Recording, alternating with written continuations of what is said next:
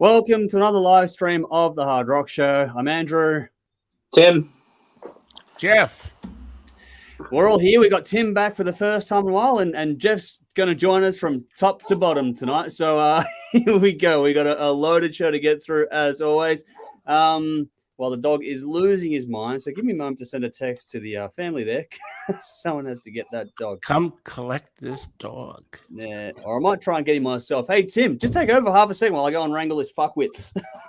Oh, my God. Some of the things you can do for dogs lately, they can be a pain in the ass sometimes. If you don't know, Andrew has a gigantic Great Dane that sometimes needs a little attention, and it can be quite difficult. Do you have any pets, Jeff? I don't now, but I used to have some. I had two greyhounds pets, and I had a parrot as well. Yeah. Me too. Yeah, really. 2 greyhounds. I tell you, greyhounds are my favorite dogs on the planet. Oh, they are so beautiful. Yeah, I love them. They sleep like 99% of the day, and they're low maintenance. They run like Usain Bolt for about 30 seconds, and they're done. Yep, that's exactly it. Yeah. That's the same for Great Danes, except they're twitchy as fuck when it comes to disturbances along fence lines. So it's like, oh my God, this idiot. Wow. He literally, I was saying before we went live, I'll get into the details not in a second, but I was saying before we went live that he's just then decided to open the door as we're going out. And then as the music started, when I got into past the whole 30-second thing, he started going off by the fence line. I'm like, yeah, that's not going to be sustainable. So I have to go get him out in like no time at all. So yeah, apologies all for the rough start there. It was a bit of fun to deal with this knucklehead beside me, but I've dragged him back in. Hopefully I can keep him in here and he can go back to sleep shortly. What's his name? Caesar. This is Caesar. Right. Yeah, that's right. I remember. He's a big old Great Dane. He's actually a bit older these days from when you would have seen him last. He's like 8 years old. I was going to say, when Caesar and I first met, I think you just got him. Yeah. Yeah. It's way back in the Cranbourne studio in behind. I remember. Yeah. We've had Fred a few years ago. Sorry. No, I'm saying Fred was a great dog. I remember. Yeah. He was pretty much as good as it gets. Now I've got the other fucking dog by the door. It's like, for fuck's sake, this menagerie. It's like they've been quiet the entire time. Been sitting there, it's all good, doing my work, and now they're going off their head when it's actually the time to go live. So I was going to open the door, let the other dog in. Let's see how this goes. This is great. Nothing like live TV. Yeah, the other dog being Nala. Again, another beautiful old Great Dane. Nala. Oh my God. They are fantastic dogs, though. I think Nala and Caesar. Yeah, good dogs. Yeah, I mean, I've always been a dog person. I've had a cat, and it was back when I was in Canada. Yep. And I love cats, but since I've been in Australia, I just turned into a dog lover. Yeah. No, I've got two greyhounds at the moment. So one 5-year-old and one 3-year-old. Were they rescued? Yeah. Yeah, mine were rescued too, ex-racers. Yeah. Yeah. Although the older one didn't actually race, so he was actually too big for the stalls. Oh, right. Yeah, mine too. Well, way back, we had a dog named Fatty, and it was called Fatty because he was too big for the stalls, and it would scrape his back. Yeah. And he got to the point where he actually hated racing, and all the other dogs would shoot out, right? And he would just trot out, walk around, cock his leg, have a piss, and the whole crowd would be laughing, but the owner wasn't laughing. Yeah, no. It cost him a fortune, right? So eventually he was gonna get the chop, as they do, and we stepped in and rescued him. And we had him for 10 years. Nice. Yeah. And he was a great dog, and he actually held, and I don't know if he still holds it, but the all-time speed record for Sandown. Wow. Oh wow. He was very fat because he was like about that much taller, like from his back up to the other dogs. Yeah, just huge. So they called him Fatty. Yeah. Great dog. Yeah. Well, anyway, that's not why everyone is here to listen. No, to it's not. Unfortunately, it's a byproduct of the whole goddamn thing. So my apologies again. I've got dogs roaming in and out. It's just all pandemonium now. So we'll see what happens with the rest of the show. So if I get up and run around, it's because I've got Great Danes losing their mind by the fence line, which is always fantastic considering they can knock the fucking fence over. Big enough to do so. Alrighty. Tonight we're going to get through a lot of stuff. As always, we are going to have round 5 of our King of the Rift Blame Canada series, which is this time around Triumph Allied Forces versus Lee Aaron Metal Queen. We're going to discuss the hot topic this week is venues taking a cut of band merch sales. We're going to review the latest from Melbourne band Küntsquäd. We're going to talk about a classic from AC/DC. We're going to play Would You Rather, as well as discuss a whole bunch of other stuff as we go through things. So got a lot to get through as always. Make sure you like, follow, subscribe. All of our details are in the description box for this one, so please do that. Check out our fantastic sponsors while you're there. A big thank you to Squid Ink Screenprinting, Alt-Cvlt Rockstar Finance for their fantastic support. Their details, just like ours, are in that description box. So hit them up, give them a like. It'd be greatly appreciated as well. Hopefully we're getting YouTube comments. Yes, we are getting YouTube comments this week, unlike last week. Good to see. I'll check all those off in a moment. For those on Instagram, I have Instagram running tonight. We don't see the comments coming through from Instagram. So if you want to get involved in the conversation, you'll need to jump to a different platform. We are on Facebook, YouTube, Twitch, Twitter, and Instagram. But Instagram, unfortunately, because it's a third-party software connection, we can't get the comments coming through in this platform in-house here. So that's all of that. We'll quickly go to some comments, then we'll do the round. So Nicole is here saying, evening all. So good to see you. That's why I was saying I've got the YouTube comments coming through, which is good. Same with Rowan. As always, good to see you too. Conrad, hi guys. Good to see you again, buddy. Hopefully you're keeping well out there. Michael's joined us evening. Good to see you. Thanks for jumping in. Terry as well. Hi to you, as he says hi to everyone. Andrew says, evening all. How are you guys? Well, we'll get to that in a second. Thank you for joining us. Michael says, official proof we're not at an Ed Sheeran concert. No, we're definitely not. And this is, I don't know, it might be easier to wrangle those kids and these dogs tonight. I don't know, but we'll see what happens. Although, to be fair, Ed Sheeran did a nice thing at the hospital, so not bad at all. Darren's here. Howdy, all good to see you as well. Man family too, g'day, all good to see you. What do we got? Helen says, my late PA bred whippets, and they are not dissimilar to greyhounds. They are loyal, lazy, and give you love eyes. What's not to love? Whippets are fun. Fucking quick, but fun. Bit smaller than Great Danes. Basher says, good evening, all good to see you as well. Same with Darren says, welcome back, Tim. So, yes, we have Tim back for tonight. And he's picked the right night to come back for the heavy Aussie release this week. So we've got the right man for that one.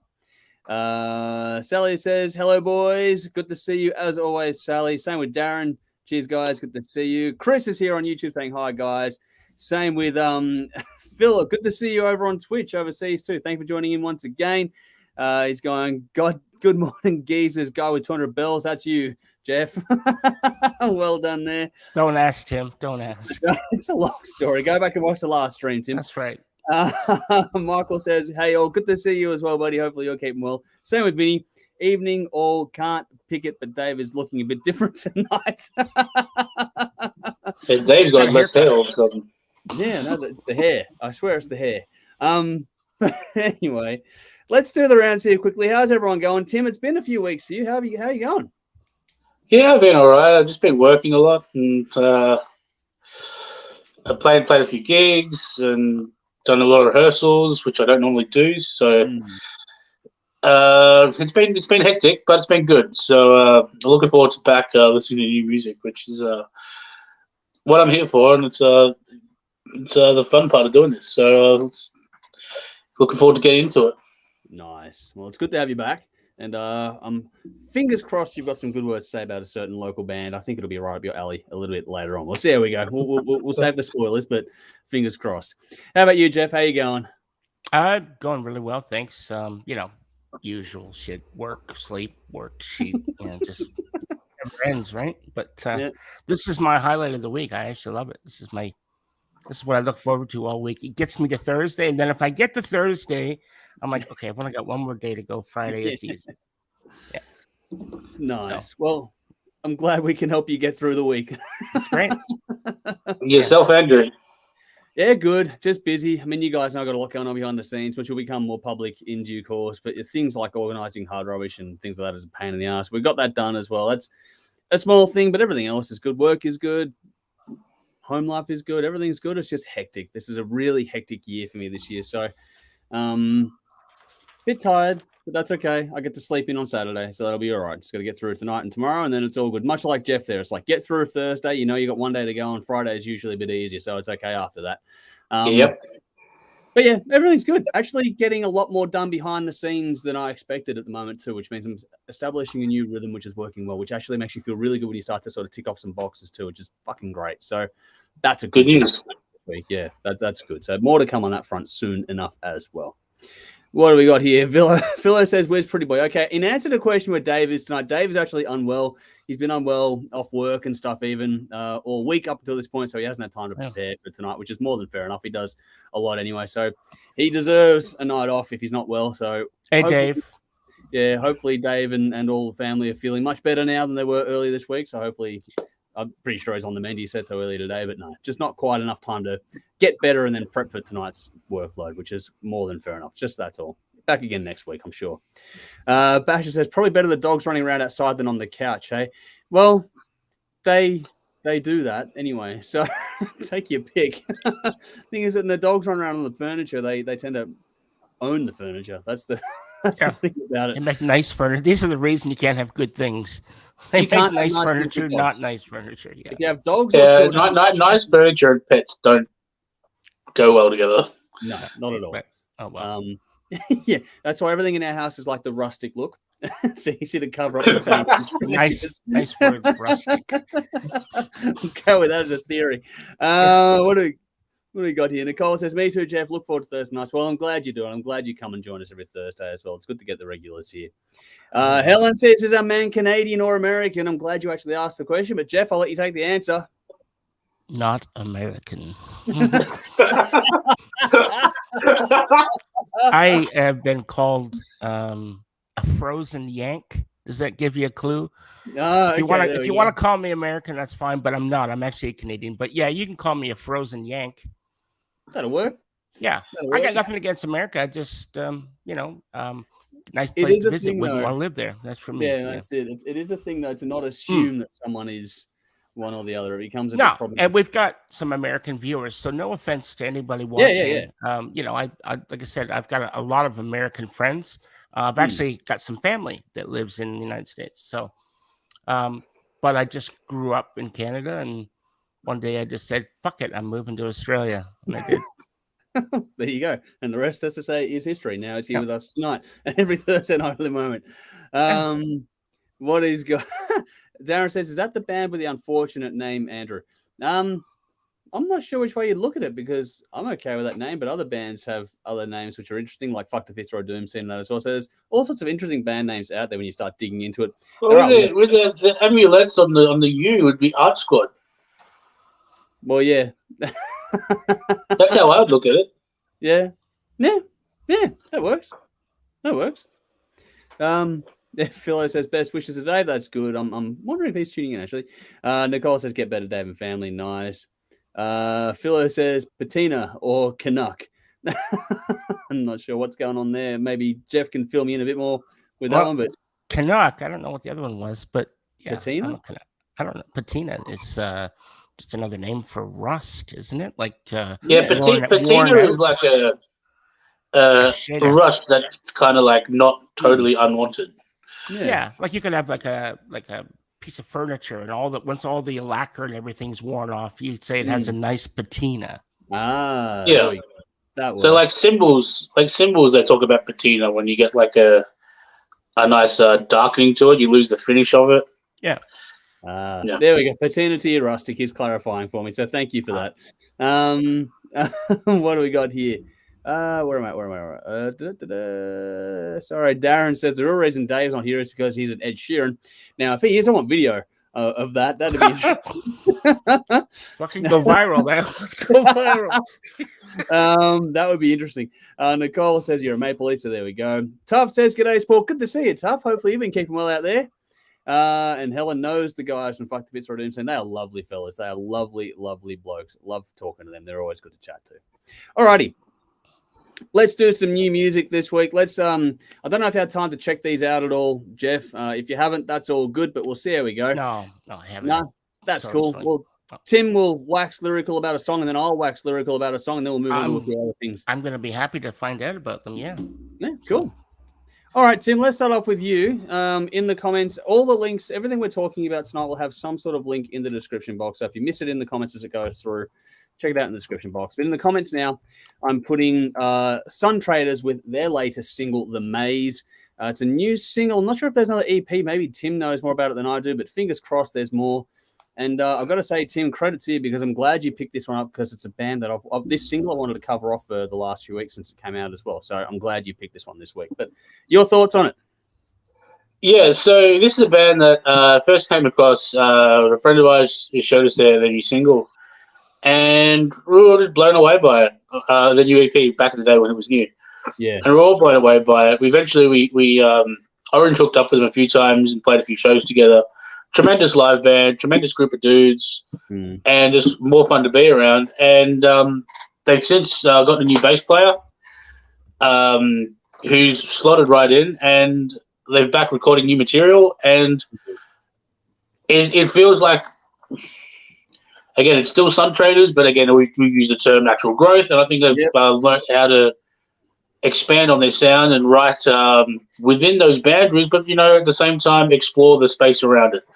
And again, this is another cracking rock song. No other bands really sound like them in Melbourne, to be fair. I think the way they use melody is really nice. I think Iggy's a fantastic drummer. I think he uses space really well. And they're just a quality rock and roll band. Check it out if you like the hard rock show, you'll probably like this song. Yep. Yeah, definitely agree with that. Had a lot of love for these guys, like you were saying. The Dark Matter EP is where we really got stuck into them a bit, and these guys have a knack of like you said, that organic, natural growth of things is really cool. There's a bit to take in this song. It's a relatively simple song, but it's one of those ones where there's a lot going on. There's a few layers to pull back in this one. When you start, it'll hit you from the start, and you go, "Cool, I like this one," but then it'll drag you back because there's a lot to unpack in this one. The vibe has got that. The evolution seems to be going a bit more dark in their tone overall, which it suits what they're doing really well. It's like I said, it's nothing complicated, but there's a bit of intricacy with the way timing was used. Like the drumming in particular was really good on it, but things like the reverb were really good on this one too, to set the dark atmosphere up in the song. And there's some cool energy on this one, but also some real weight to it too. It does have that sort of heavy, semi-oppressive feel, which is really cool for the style of music in both the composition and the lyrics. There's a bit going on. I really did enjoy this one, and I loved the EP, but if this is the direction they're going to continue to go down, because the last single, they've always got this sort of fun aspect to them, but they're sort of, but they're getting a bit more. If this is the direction, it's time to do like the 10-track full length. Definitely. And start throwing in some heavier songs and some softer songs and just seeing what happens. Do the whole thing, and that way they can throw in those fun songs. They're not being forced to go a particular direction. They can make an expansive album. That'd be kind of cool. I would love to hear everything they've done has been impressive, but the way they just keep the creative juices flowing is actually impressive on its own too. They just keep doing things, which is the perfect solution to this day and age. But I love this one. Great tones across the board on this one. I love the guitar tone in this one. Actually, it was really, really good. But this is a really good heavy rock song. If you like heavy hard rock, if you like us, then this should be one that I think a lot of the audience out there will enjoy. What do we got here? Michael says, apparently Ticketek crashed and heaps of people couldn't get into Ed Sheeran concert tonight. Gotta love technology. Oh, man, that sucks, actually. God, man. Yeah. The whole, Go on. I actually love getting the QR code and using your phone to get in. Yeah. But that's inevitable. It's bound to happen eventually because that's going to crash to right at the wrong time. Yeah. Such a song, yeah. I like, it's fun to rip on other artists that aren't quite in our wheelhouse per se, but you feel bad for the fans. That's just a shit experience to go through that point in time. Oh, mate, some of those people would have spent tons of money on that. Yeah, and not to mention the hours today waiting to get in and all that sort of shit too. Like, it's just, and then the show starts. There's nothing worse than when the show starts and you're stuck outside. That's a fucking painful experience too. So hopefully we got that resolved nice and quick. Nicole says, nice, easy listening, cool. There we go. Tough says, listen to them now. Good jogging music. So there we go. Okay. Philo over on Twitch saying, ever heard Star Rats? Checking out. Haven't seen them. So no, I have to check that. Maybe, I don't know how Twitch works. I can't pull it up on the screen, but I'll try and copy that link later on tonight and see what I can check out. All right, let's get to it because there's a few tracks that are coming out today. We won't do a full-blown review, but just a quick roundtable here. Conrad, you've got the question. A new Metallica song Any quick thoughts on it? I know, Tim, I don't think you really listened to it at all. You listened to like the 30-second snippet the other day. That should tell you what I thought of it. No. I thought the last Metallica single was great. But like, if we're gonna do an album, just do an album. Like, Metallica don't need to tease singles. Like, we know this band exists. Yeah. They don't need, like, they're trying to engage their TikTok followers. Like, man, they're already engaged. Like, what more do you need? Just drop an album if you're ready. Yeah, good point. Fair enough. Jeff, have you listened to the song at all? I have not, actually, no. The first two. Yep. I loved the first one. Second one took a while to grow on me. Yep. But I haven't heard this one at all. Not yet. So, yeah. I will. I agree with what Tim said. You know, look, it seems like this is what all the bands now are doing. Like, they're dragging out the album, you know, months before it actually gets released. I don't know if this is a new way of generating, hype or what. That is the theory behind it is that with one release, you can get, 6 months worth of material. Yeah. And it's not a bad theory, but I mean, like, who doesn't know Metallica exists? Yeah, they don't need to do it. They could just. I would love actually one day for Metallica not to wait 6 years, just go 2 years in, bang, here's an album, just drop it and run kind of thing. Just lob the proverbial grenade. That'd be. Yeah, we got Lulu. That was Lulu. Yeah, well, that's true. But they could do a better job than that one. I should have been dropped a little bit different, like down a fucking toilet. Where's Dave to defend the horrible album? No, look, did he like it? He probably no. Actually, I don't think even he can tolerate that one. He struggles with it. For my quick thoughts, I actually like it. I think it's pretty cool. It's a long building song, and I see a lot of the comments talking about how it's repetitive and stuff, and a bit long-winded. But it's one of those ones that it builds in the right way, and it kind of puts me in mind of a cross musically between what they did on Hardwired and goes back a little bit towards sort of the Reload era a bit too. For me personally, it's just, and that actually sounds not as good, but it actually works well in the context of what they've done with the song. I think it works nice. Actually, even some harmony in there too, which I thought was really cool. It's a good little builder of a song, nearly 7 minutes long, so it's one of the longer ones, obviously, on the album. But yeah, it's all 3 tracks making me very much look forward to the album. So there we go, as a general rule for me. But if you got any thoughts, feel free to share them, folks. Back to Sun Traitors for a second. Helen says, okay, Sun Traitors. I do not think there are no bands of similarity. I think a few pangs to Cicada Stone. I kind of get where you're going with that, but also I think Cicada Stone and Sun Traitors are two pretty different things as well. Yeah, those two on the same building. Cicada Stone are like a warm hug sometimes. Sometimes, yeah. They are. They got that nice warm guitar tone. Yeah. But at the same time, they got some pretty depressing lyrics as well sometimes too in their songs. So take Darren says, love the new Metallica song, so there's some love for it there. Andrew says, just curious if you guys know about the new song by Extreme called Rise, new music from them since 2008. It's a great return to Noise on Fire. I'll get to that in a moment as well because I knew that was coming up. Andrew, soon Rowan's chatting with Andrew now as well. What do we got? Tough says Dynasty Final Advent is not bad. Haven't checked that out. Have to go and look at that one. What do we got? Tough says Metallica is becoming like watching the old episodes of Highlander. I feel old and feel I'm seeing the same crap. I do love listening to them though. So there we go. No, it's like I don't think it's like that. I think it's like the upcoming Frasier reboot. What? Because it's not going back and listening to the old episodes. Going back and listening to old episodes, be going back and listening to Ride the Lightning. It's getting new episodes. It's season 34 of The Simpsons. Yes, that's a good way to put it. Actually, are you serious about fucking Frasier? Is they making a reboot of that? Yeah, they're rebooting Frasier, but with no David Hyde Pierce. Oh my goodness! All right, well, that's going to be Jeff's like, oh no. Why? No, I know. Andrew's June 9th. They're back and forth about Extreme at the moment. But yeah, Helen says fair appraisal. I respect that. Cool. On the Extreme track, I have listened to that one as well. That's a cool little song. but it's all set up for the solo, which is exactly what it needs to do. Nuno just comes out and fucking slays in that song. So if you want to hear like a guitar solo of the year contender, Nuno in the new song Rise from Extreme, check that out because that's got the solo is like a minute long in the song. It's fucking epic. Nuno's one of the best players. Nuno's fantastic, but they just set up the song. It's actually a relatively simplistic song, but they just set it up so well. And then the solo comes in, plays for ages, and then they close it out really strongly. So it all builds, and you know the tension and release comes all around that solo, which is a perfect setup and breakdown. So no, it was really nicely done there. I did enjoy it. I think it's a very cool little track, that one person. Looking forward to the album. Their new album is called 6. That's arriving on June the 9th. It'll be their first new album in 15 years. So there you go, people. That's one for you. Awesome. Out there as well. Extreme is such a great band. Such a great band. Did you guys ever see when you can see it on YouTube, but I don't know if you saw it live. I saw it live. I remember when they did the Freddie Mercury tribute concert. Like literally, I don't know, it was a few months or whatever after Freddie died, and they organized this huge tribute concert.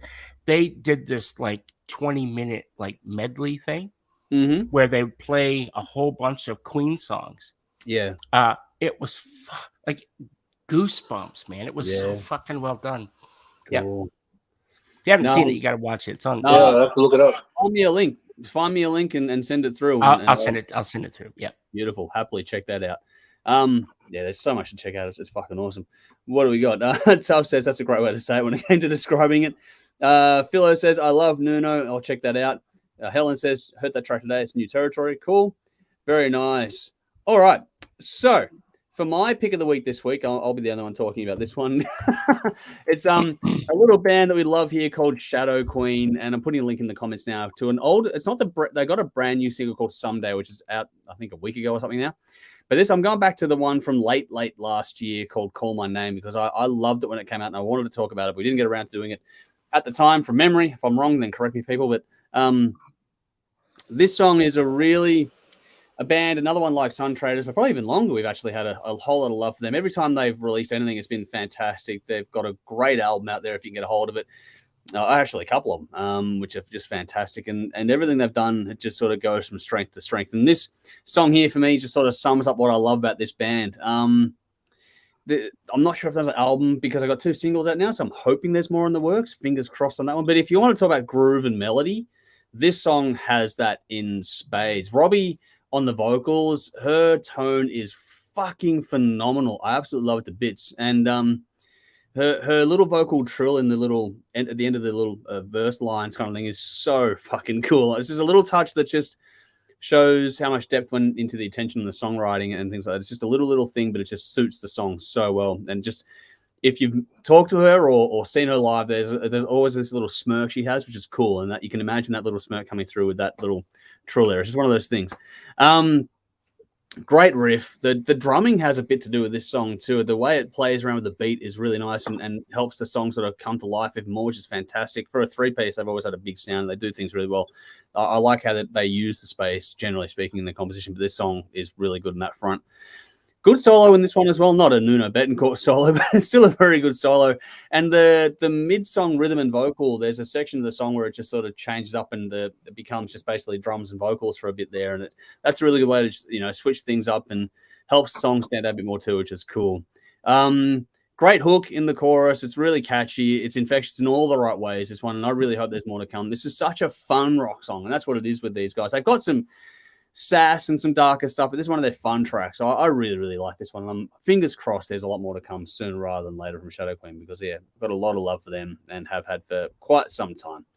Don't know if either of you guys want to chime in with any thoughts on Shadowqueen at all, but that's just where I'm at with them, or that song anyway. I do like Shadowqueen. They're a lovely bunch of people. I have not checked out the song though. Cool. No. Do it. Nor I, but I have checked them out in the past. They are very good. Yeah. Sweet. Cool. What else we got now? So now we move on to the dig plugs this week. That's what we're doing now. Nice. So I got different things going on all around me at the moment, so I've got to pay attention to 5 things at the same time. But first things first, we are going to talk about the album soon enough. Oh, hang on, I've got some comments actually. I should do that. There we go. Shadowqueen from Philo says nice punky stuff. Cool. Vinny says the beat sort of reminds me of Go With The Flow from Queens of the Stone Age. Actually, kind of cool. Yeah, good point there. Darren says a real groover, which is nice. Sally says love Shadowqueen, so some love there. Okay, no, sorry. Vinny's talking about the Sun Traitors. Okay, that makes more sense then. All right, cool. What do we got here? Tuff says, I swear I just come here to add to my never-ending list of great music. Another hard rock rabbit hole has opened up thanks to you and your show, and down I go. Yeah. So there we go. Enjoy the rabbit hole, Tuff. Keep us posted with where the fuck you end up, because you always go on the wildest trips. It's fantastic. Ellen says, whether you like it or not is who it is. It's in the phrase and time and vocal delivery. Yeah, very Susie kind of delivery in it, but it's so good, and I just love her tone. I think her tone is fantastic, personally. Alrighty, gig plugs. Let's do some quick gig plugs here. We are going to talk about the album from this band shortly, but we are going to plug their launch. So this is Küntsquäd with their album launch.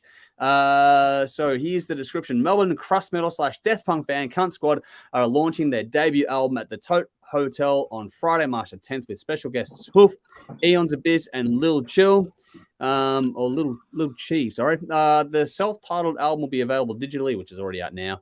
There'll be limited physical copies at the show. And so basically a quick little bio here. Hailing from the city of Melbourne in Australia, Küntsquäd are a 4-piece cross metal death punk band spearheaded by frontwoman Paula Condell, who will also wield the guitar, and rounded up by Steve Esler on guitar, Brett Eldridge on bass, and Adam Holmes behind the kit. The band take inspiration from such acts as Sepultura, Discharge, Damnation, and Carcass, while incorporating death, black, doom metal, and crusty punk influences, blending it all in a concoction of pure, unadulterated, in-your-face music. So there you go. They have a lot of pedigree, these guys. They've been around for quite some time, too. The album has been long-awaited. But in the comments, you've got a link to that now. So go, if you're keen, head on down and get yourself some music on the heavier side of life. Switching up to a different gig. We plugged this one last week. I'm going to give it a quick little plug again this week. This is Dennis's project, Legions of Steel 2023 edition. The final one, it looks like. We're giving it a plug. It's in the comments now. All these things are also in the description box in case you miss it. We got Legions of Steel Festival is back for one last round, showcasing some of Australia's best metal talents on March 12, Labor Day weekend at the Northcote Social Club. This celebration of all things heavy metal, speed metal, and thrash metal will see performances by Dreadnought, Darker Half, Envenomed, Livewire, Flitcraft, and Rautism. Party Vibes were on the bill. They've pulled out, but they've been replaced by the phenomenal Victoria Kay. If you haven't checked out her stuff, you really should. She does a great job with what she's doing as well. This perfect Sunday session of Steel is just what you need. Tickets on sale, $25 plus booking fee via OzTix. So the links are in the description and in the comments now. So yeah, if you want to get onto you got something that's really heavy, and now you got the sort of more traditional metal and speed metal kind of side of things too, with Legion of Steel, the finale of that series of gigs, which is hard to go past Dreadnought. Yeah, Dreadnought are a fucking phenomenal band. So he's got a good lineup there, and Darker Half are great too, and Envenomed are fantastic. So Rautism are fun as well. I'm not sure on Livewire and Flitcraft personally. I don't think we've seen much of them. But no, the rest of the lineup is pretty fucking special. Victoria Kay does a great job too. So I think you're in for a hell of a night if you head out to that one. And the Legion of Steel festivals are always a lot of fun. So yeah, get on down if you are so inclined on Labor Day weekend. Alrighty. Hot topic time. I'll throw to Tim first on this one, because this is one that's been burning away in our little chat behind the scenes for probably a couple of weeks now, but it's really sort of boiled over this last week in particular. And you'll have seen a video I posted earlier today teasing this one coming up. And this is venues. We've covered this before. We're going to go into it again. This is venues taking a cut of the sales from band merchandise. Tim, I don't think you're a part of the last chat, but you are currently the most active member musically of all of us here. So let's hear your thoughts on venues taking a cut of merch sales. Yeah, here's my honest thoughts. It depends. Okay, that's fine. Now, I'm not going to, because here's the deal, right? It depends on whether the venue has anything to do with the selling of the merch. Like, if the venue is going to say, okay, we're going to provide somebody to sell. Yep. We're going to provide you with a cash flow, an FPOS machine, we'll help you set up, blah, blah, blah, blah, blah. At that point, I have no problem with it. Like a sneaky 10%, or like just a flat, $150. Because, I mean, if you're in a band, you've paid for a door person. Yeah. Like, for sure. You've paid for sound guys. And, again, if somebody's there providing a service and help you make more money in the long run, I actually don't have a problem with it. Yep. The issue that I have is that it's become more than that providing of a service and just a way to make extra money. And what I mean by that is like, again, like when you look at, say, because I don't know if a lot of you would have seen the PDF that went around with some of the percentages on there. Now, a lot of them would have been things like, 170 Russell Street and all that. Now, again, for them, I don't really mind 10% because, again, they if you've been to 170 Russell Street, they have multiple merch selling points. It's not like it's just some guy, who's, doing the drum checking and then jumping outside to sell merch. It's not like it's a guy employed by the venue to do that. Okay, so from that perspective, I don't mind. But when it's like, a specialized venue or a country venue where you don't really have any other choice but to play there if you're going to play that town, then it does feel like it's slapping that extra 10-15% on top because you've got no choice. Now, the other real interesting one that really kicked it off was when Monuments posted their thing. And because they're at the moment, they're touring with Architects in Europe, and they got slugged like 48%. Yeah. Which is an unbelievable amount of money. If you do $800 worth of sales a night, or 800 euros if they've done overnight, one night, and you get 400 at the back at the end of it, that doesn't cover the cost of making the merch to begin with. Yeah.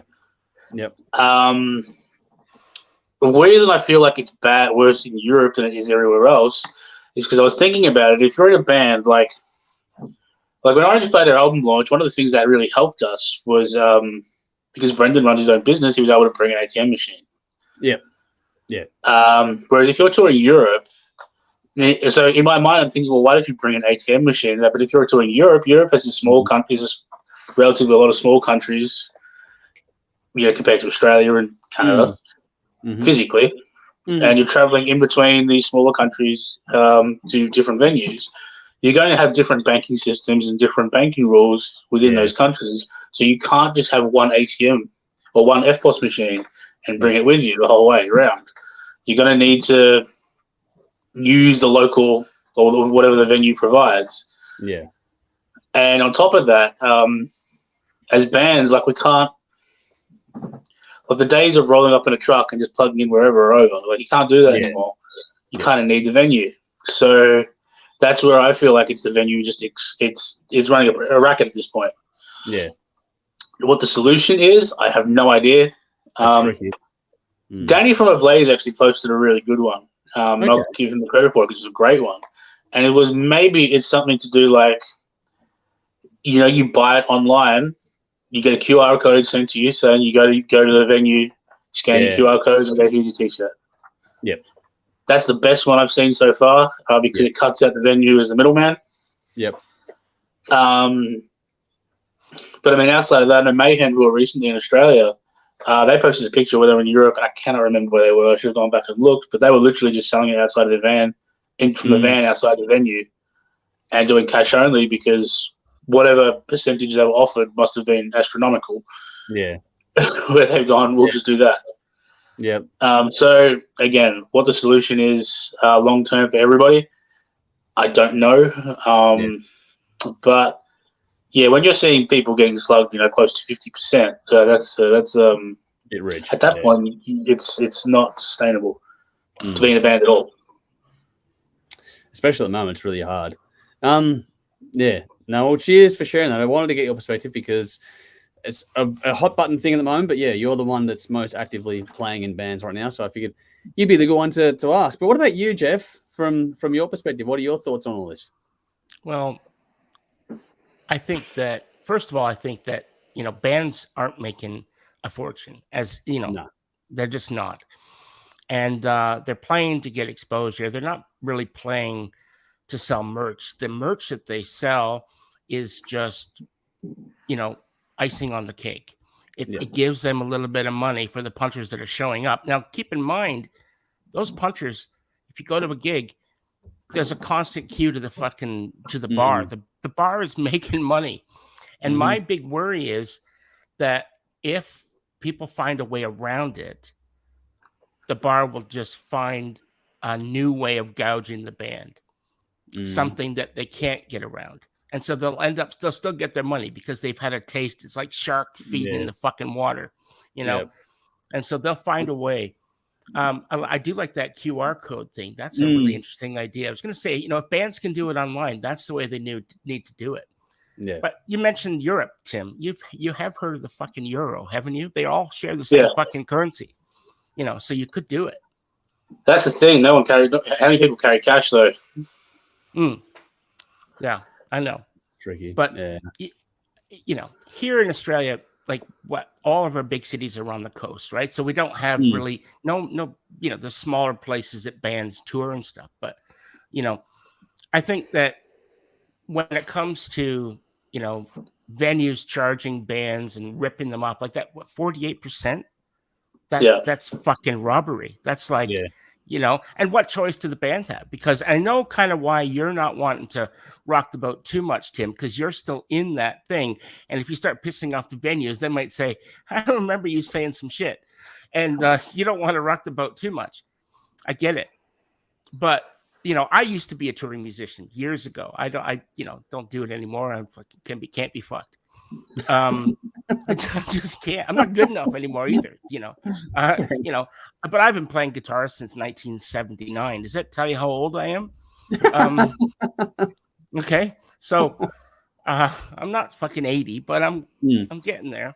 And you know, back in the day when I played, like merch wasn't even a thing. I fucking you know didn't have merch. You know, like if I did a gig in a pub someplace, you know, it was I'd be like, I get a little bit of money and, you know, maybe a $40 or $50 bar tab. That was it. I was happy, you know, but now it's a different story. Bands have to make money any way they can. And for fucking places to take that little bit of money, you know, away from the band, where's the incentive? And as I said, if bands do find a way around it, because the places have found a way of getting money, they'll just find another way, and it'll become more and more difficult.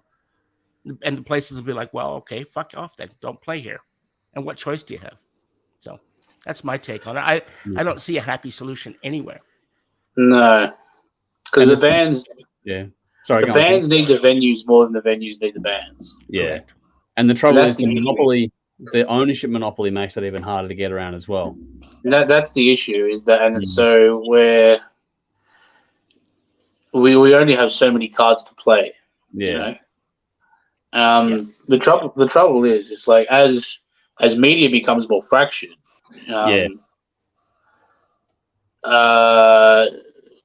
making money off so we're appealing to smaller and smaller and more specialized groups, which as a consumer is great, but as a producer, it does make things trickier. Because you don't really have casual fans anymore. Yeah, because the person who is the casual fan has something else that they're not casual about. That's it. So again, for a band like Monuments, I'm not sure. Like, I don't want to talk about like a band's finances that I don't know, but I mean they're supporting Architects, and I'm sure Architects are doing all right, but I don't think they're living like kings. Well, it's you know, I don't see Architects rolling the Ferraris and the Rolls Royce. No. So what are Monuments doing? Like, I don't know. And you know, realistically, like, I mean, do Monuments have side jobs? I don't know. But I mean, a lot of bands at that level kind of do. Yeah, even ones above, like, to be honest, they have a home job. Like, like, so I don't know the solution. Because it is a tricky one. We got some comments earlier on today. I'm sorry, I know there's been some since I haven't had a chance to scroll through and find those ones. There's been, you know, people saying let bands take a cup from the bar and call it even. Well, that'll never happen. Oh, mate. Yeah, I know. There are some venues where we used to do that, and it was great. Well, the old Brunswick, the Brunny, that used to do it. Swamplands used to do it. But I mean, at the same time, like there were venues where Saints played, where we literally drove like 10 hours to play a gig, and they're like, "Oh, we can't pay it. We've already made $2,000 today." It's like, what? No, I know, that's nuts, isn't it? What else got here? Darren says, time for councils to provide free venues, locations to allow bands to book and play. For example, the City of Melbourne should allow the Federation Square outdoor stage to be booked when not being used for other events. The only problem with that particular scenario, though, is being able to be out drinking in public or charge an entry fee, but you get the idea. Interesting concept to bring. That sort of ties into another comment here. Adam said earlier today, following the trend here of jobbing musos, getting a smaller and smaller cut of the pie, I think the only solution here now more than ever is for a band to become their own promoters, bookers, recording engineers, and filmmakers, and so on. On topic with the merch specifically, hiring venues outside of the standard and bringing in PA and lighting the gates. Get a temporary liquor license, hire some security, and pack the damn out. It costs a lot to do that. Not to mention liquor licenses don't work that way, man. No, they don't. That's why Singing Bird Studios is doing a fundraiser now in Frankston. Yeah, it's if you can find a venue that has a license and will allow you to sort of see the trouble is like, again, there are venues there are plenty of good people. Most venues are really good, to be fair. Yeah, and this is not a shot at everyone across the board. It's like, and I mean, like, because if you want to take 10% of Eat the Damn Orange worth, like, go for it. You're making 10% of jack shit. Like 10% is not an offensive number, really. 10% you could swallow that, but 20, 30, but that's what I mean. 50. Like, if you're saying, okay, 10%, but we'll provide somebody to sell it for you. We'll give you a cash flow. We'll give you an FPOS machine. We'll help you set up. We'll help you pack down. Blah blah. That's fine. Yeah. It's once you start getting to the 25, 30, 35%, that's when you kind of go, hang on a minute. What are you actually paying for at that point in time? Yeah. Yeah. You're not getting anything. And if do we have the option of saying no? We'll do it ourselves. Well, yeah. I don't know. So, a lot of places you don't, to be honest. No, that's the thing. No, you don't get to play. They say fuck off then. Yeah. Exactly. And then at that point, yeah. At that point, it's just a raw. Yeah, because venues already get a slice of the ticket sales and all sort of stuff as well. So there's a bit of, it's the death by 1,000 cuts kind of thing.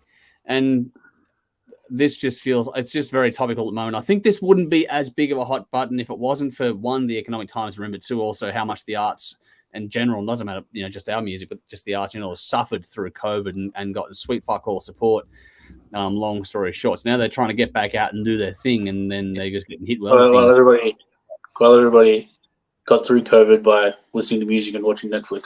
I know, right? And then they go and stiff them on the other side of it. So it's always the first one's called to help people out in times. You do a charity gig, call a band. But when it goes back the other way, they're always the last ones to get fucking any reward or any help or any chop out.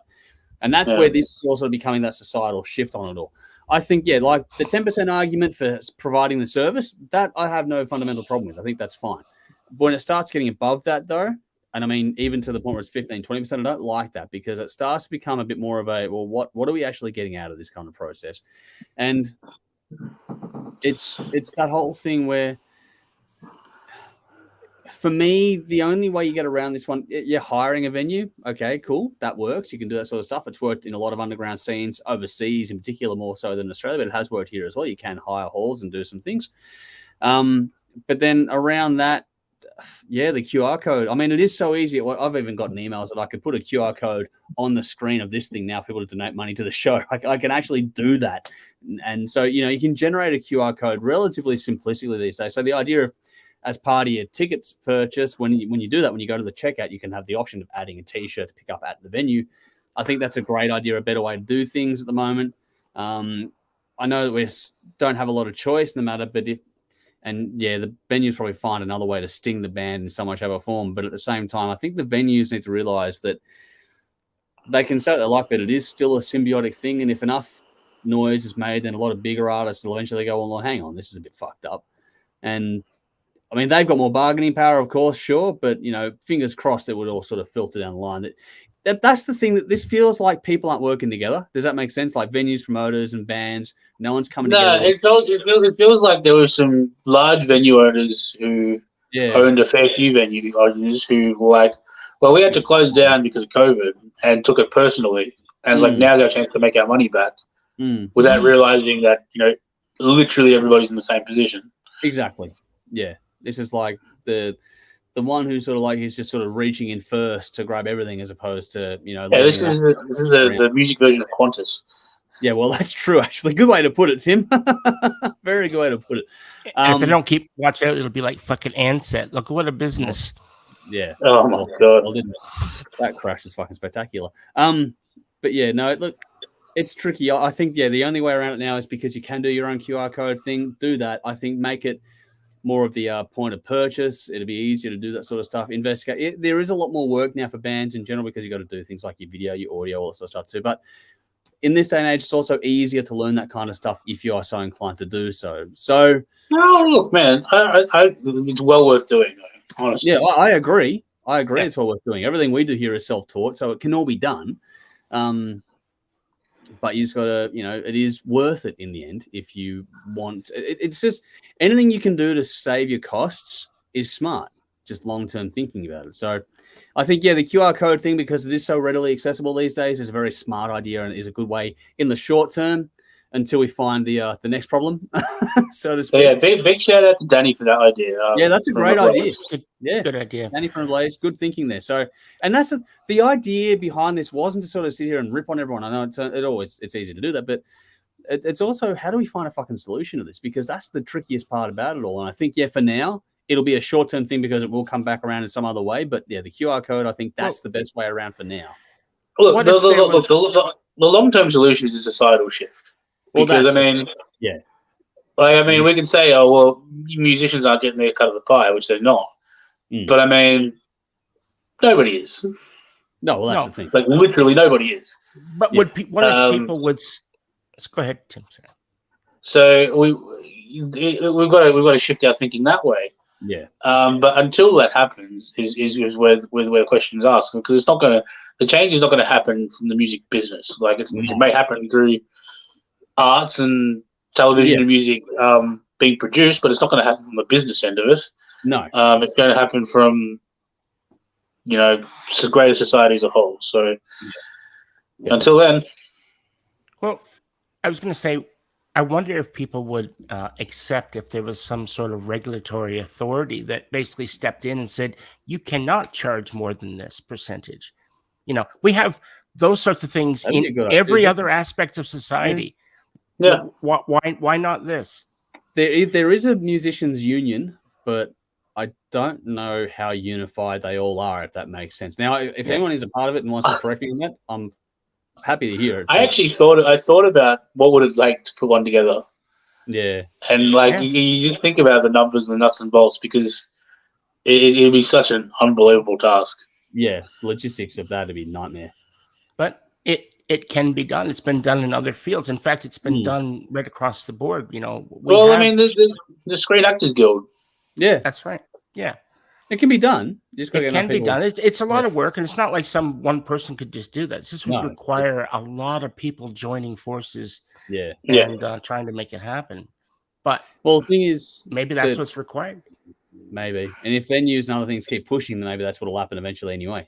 Maybe that is the next. Well, because the venues aren't going to self-police themselves. They're not going to say. They're not going to all of a sudden put a hand up and say, "Oh, well, we'll jump on board." They're making too much money.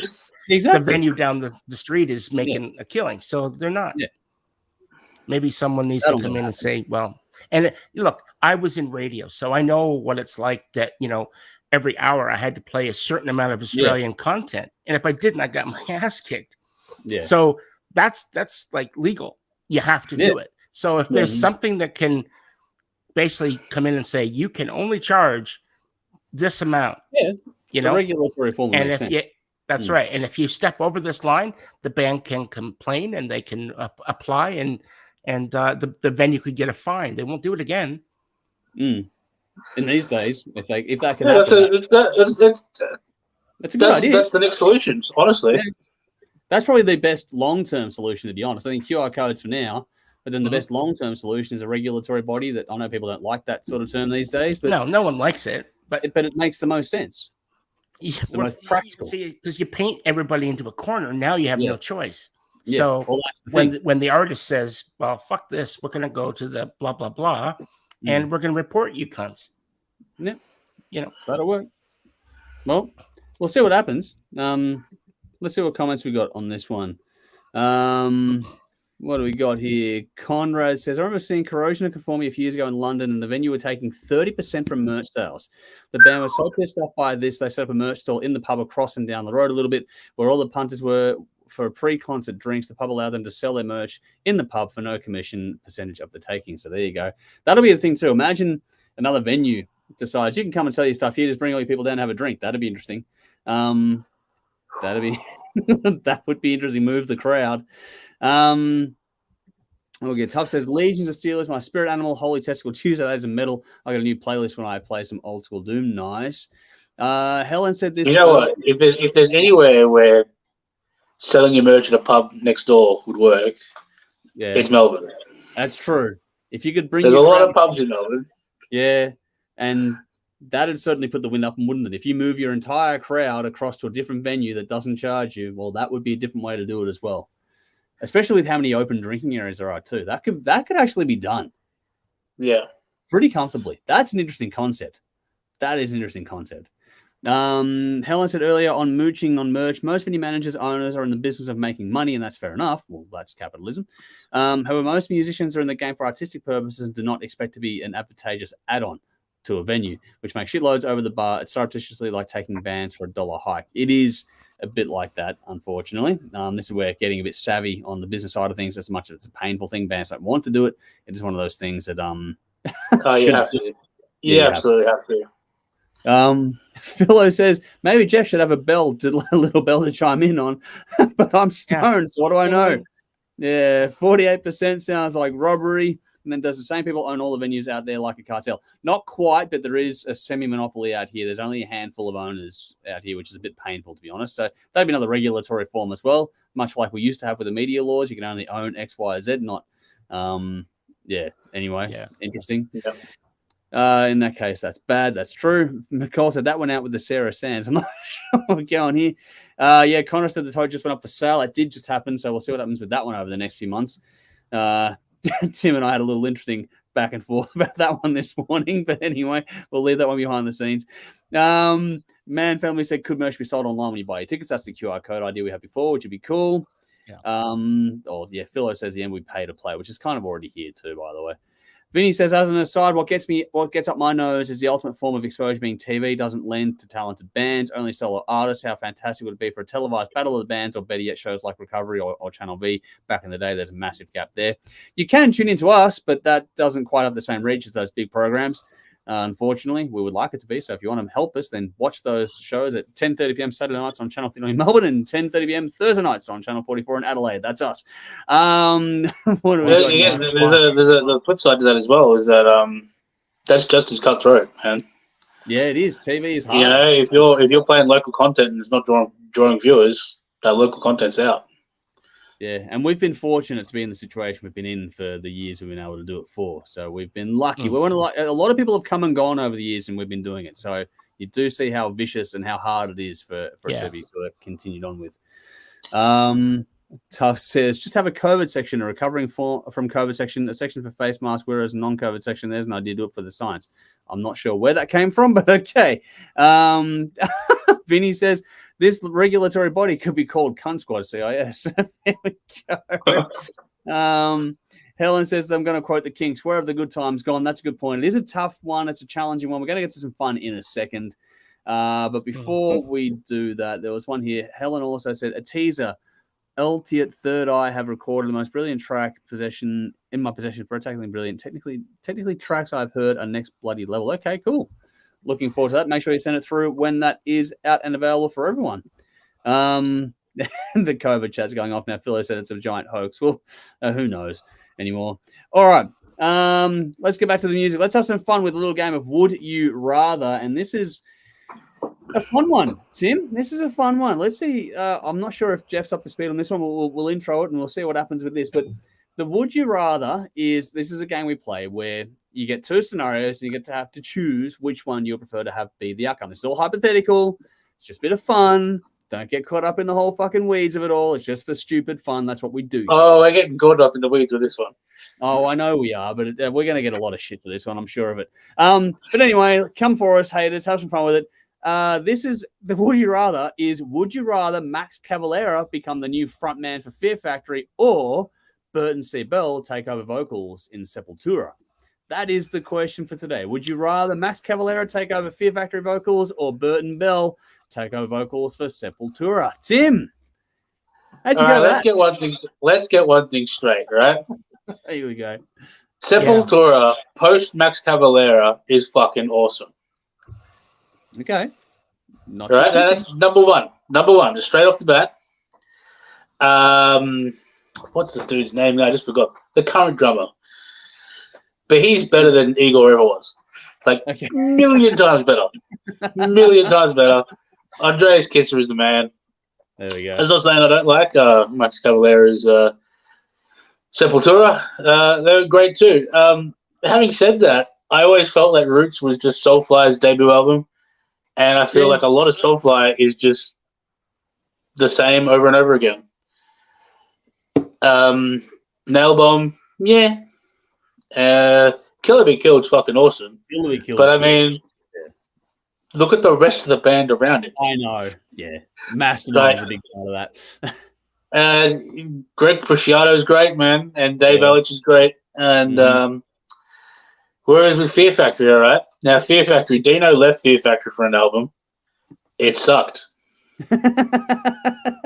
While he left, he was doing Divine Heresy, which was awesome.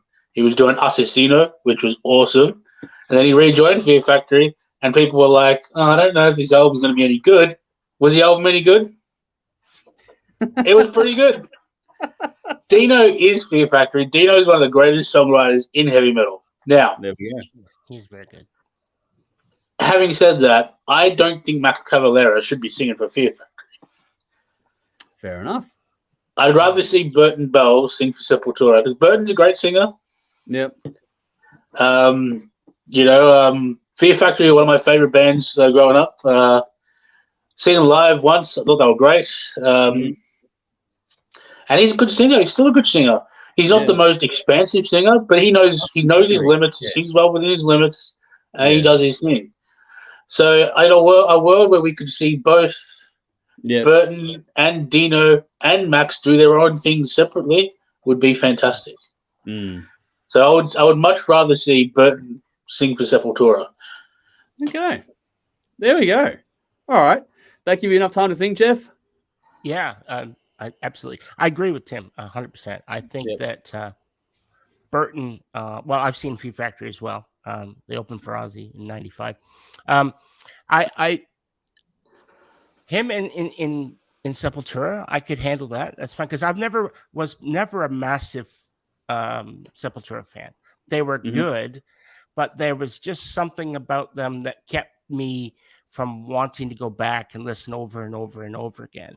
You know, I was in a band many years ago, and all the guys in the band were fucking like Sepultura mad, you know. And so I was hearing it, but it was just like, you know, at the time I was like, nah, I think I'd rather listen to Dokken, you know. That's just me. They were like really heavy, and I was still into the hair metal stuff. So, but the new guy, I actually just today I had a chance to hear the new guy. Okay, cool. I've never chance to hear it. Yeah. And I'll tell you what, he sounds just like Burton C. Bell. He sounds just like him. Cool. Yeah. Cool. So the audio quality wasn't that great. Somebody had filmed it and uploaded it. Yeah, it was. And the cunts, of course, they were filming it, and then they were singing, so you could hear them over top. And I'm like, "Shut the fuck up!" I love those videos. Yeah. Oh, so and they were playing. It was Shock, the song, you know. Okay.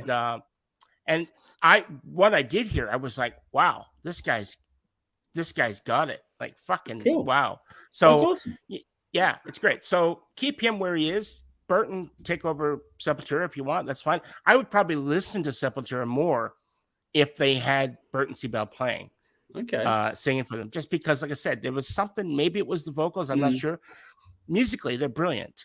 Yeah. But Max Cavalera, I don't know. Yeah, just didn't crank my crank. Yeah. Nice. Yeah, I feel like with Max, it's like let's play Refuse Resist and then move on. Yeah. Okay. Oh, I like the Soulfly debut album. No, I love that one. Oh, what's it? Is it Fire? That's a cracker. Yeah. Is it Fire? Is that the On song? that album? On Yeah. that album? Yeah. What's now you got me fucking thinking. Let's do a quick check. Because The one with that random reggae breakdown at the end. And that bass solo. I know which one you're thinking of. I'm just like, which one was it now? Because I think and that like big like slidey bass thing at the end. Oh, I don't remember that. Yeah, Fire. Yeah, Fire's the track. That's the one. It's after Colombo. That is a cracking song. Yeah. But even Umbala Rumba on that album is fucking great. Eye for an Eye is a good one too. Fuck, like I like that album a lot. Like I've got a really big soft spot for that album. I think it's a lot of fun.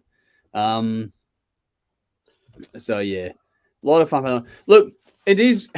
Now, this is, again, like I said, I'm glad to hear that the new vocalist, I forget his name, I apologize right now, for Fear Factory, apparently is delivering the goods. So that's awesome. And this is all purely hypothetical, a bit of stupid fun. So it's not to wish anyone any ill. It's just, why not? It's just a bit of stupid fun. So everyone's doing their own thing right now, which is great. And I hope they all have fucking great stuff coming in the next 12, 18, 24 months, whatever they do.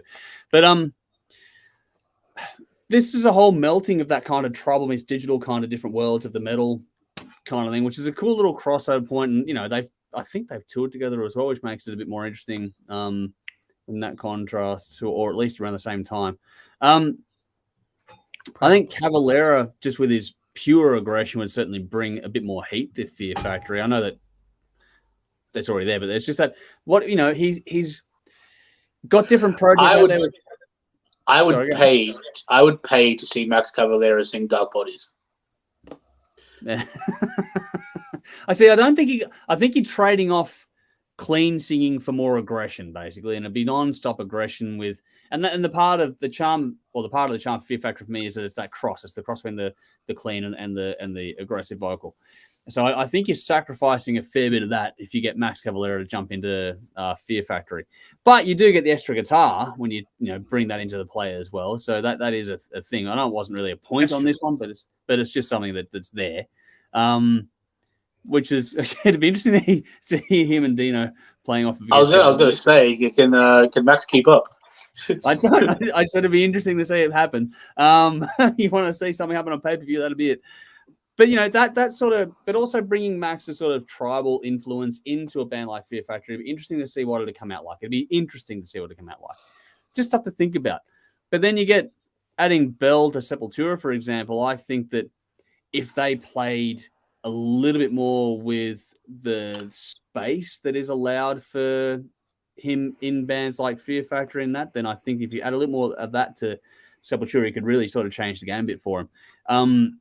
This is you'd be a bit more direct with it, but I mean, the Sepultura stuff post Max Cavalera is a bit direct anyway.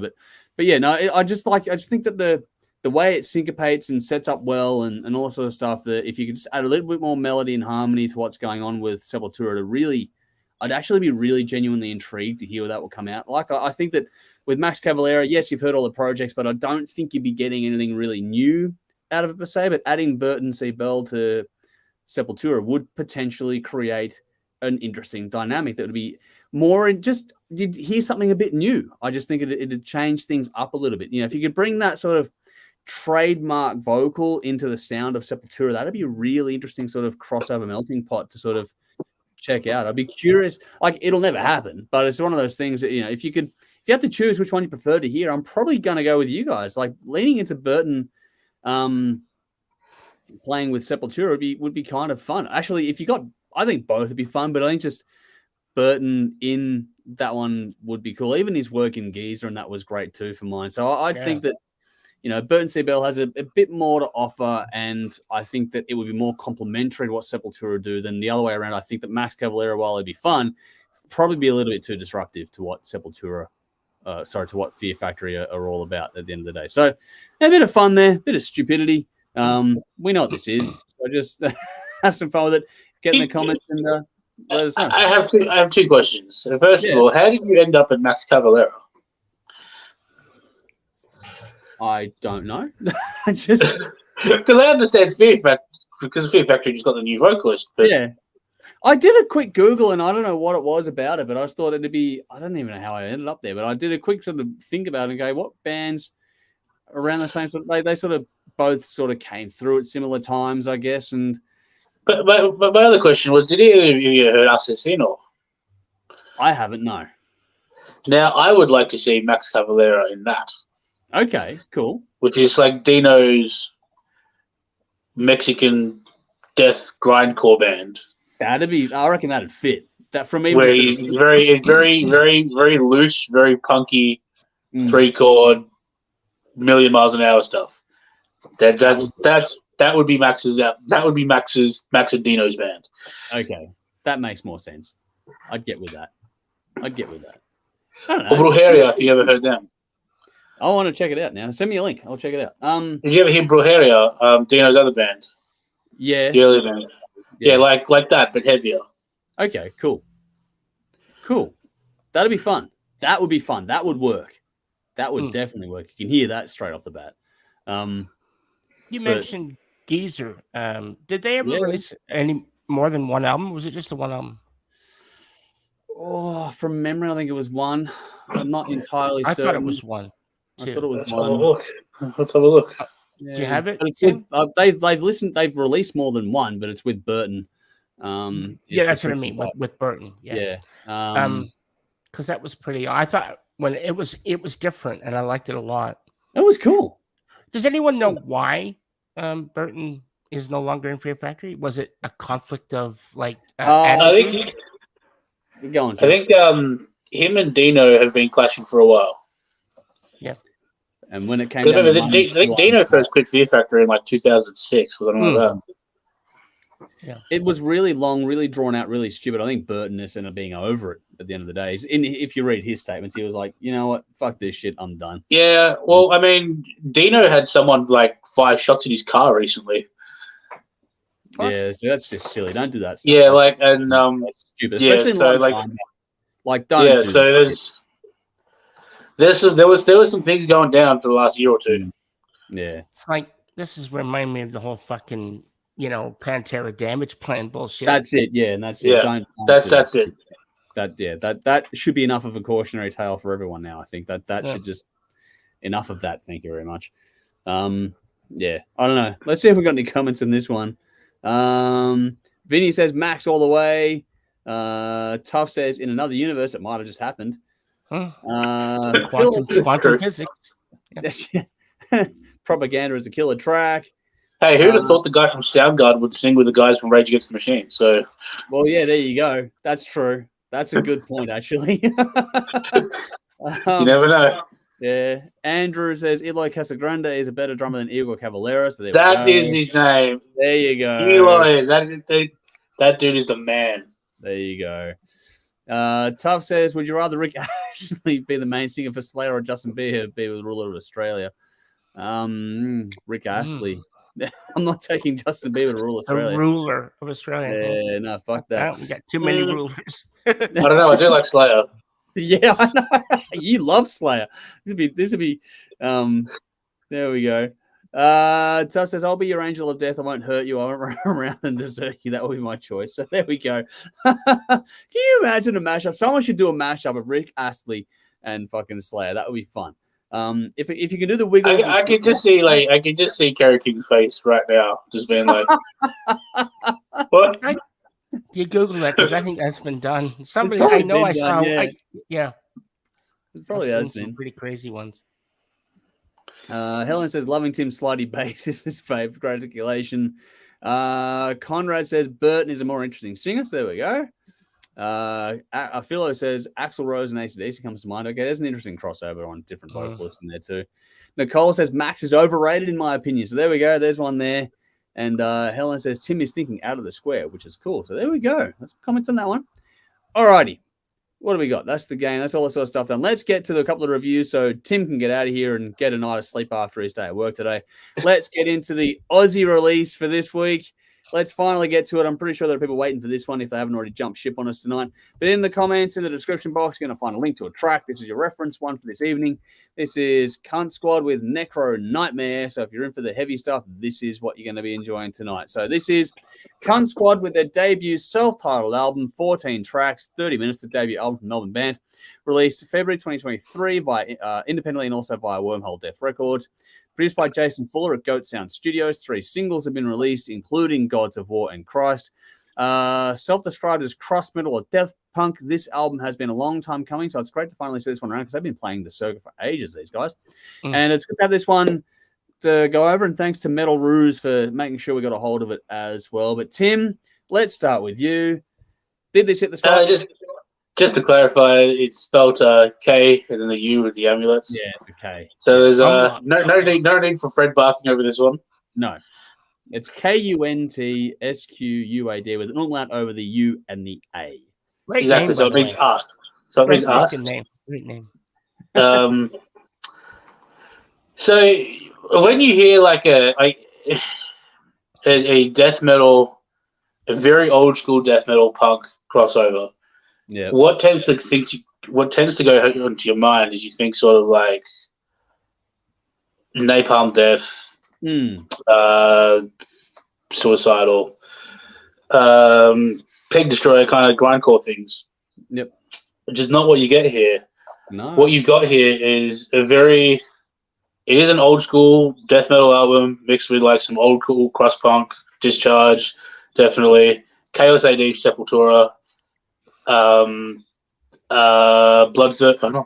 Yeah, The Bleeding by Cannibal Corpse is definitely the one that I'm hearing in here. Mm-hmm. But it's groove focused. There's so much space in here. They're not afraid. They're not chugging away a million miles an hour. They're letting things ring out. Drummer's not necessarily double timing the whole time. He's willing to go half time. He's willing to play D beats on the beat rather than double time, which is cool. Yep. And they're just letting everything ring out. And I actually really like that because it's heavy without it being an onslaught. And what it does is it gives them a unique voice in the current metal world, because there's not many old school death metal bands at the moment. There really aren't many old school sounding death metal bands at the moment. Even, the older bands like your Cannibal Corpses and your Deicides and your Suffocations sound like newer death metal bands. Yeah. And how many crust punk bands are there these days? Not many at all. A band that kind of also reminded me of, do you remember when we did the punk special? There was that band called Depression. Yeah. That Melbourne EP that we got. Mm-hmm. And I'll run into a little bit more of them since we've done them. And again, these guys are feeling a lot of that as well. Cool. So, while it is heavy, it's not the pounding onslaught that you're going to get from most of this style. Yeah. There's a lot of air in it. There's a lot of space, and that's what I really loved about it. I thought vocally it was very interesting as well. While there's not too many, soaring pitch changes and whatnot, there are some cool little rhythmic hooks in there that go nicely with the drumming, which is, again, left to do its thing because the guitars are so open. So everything works together really well. Yeah. Nice, solid piece of songwriting. The fact that these guys have been kicking around now for a few years before this album came out is probably a good thing. Yeah, because it means everything was honed out, and we didn't get the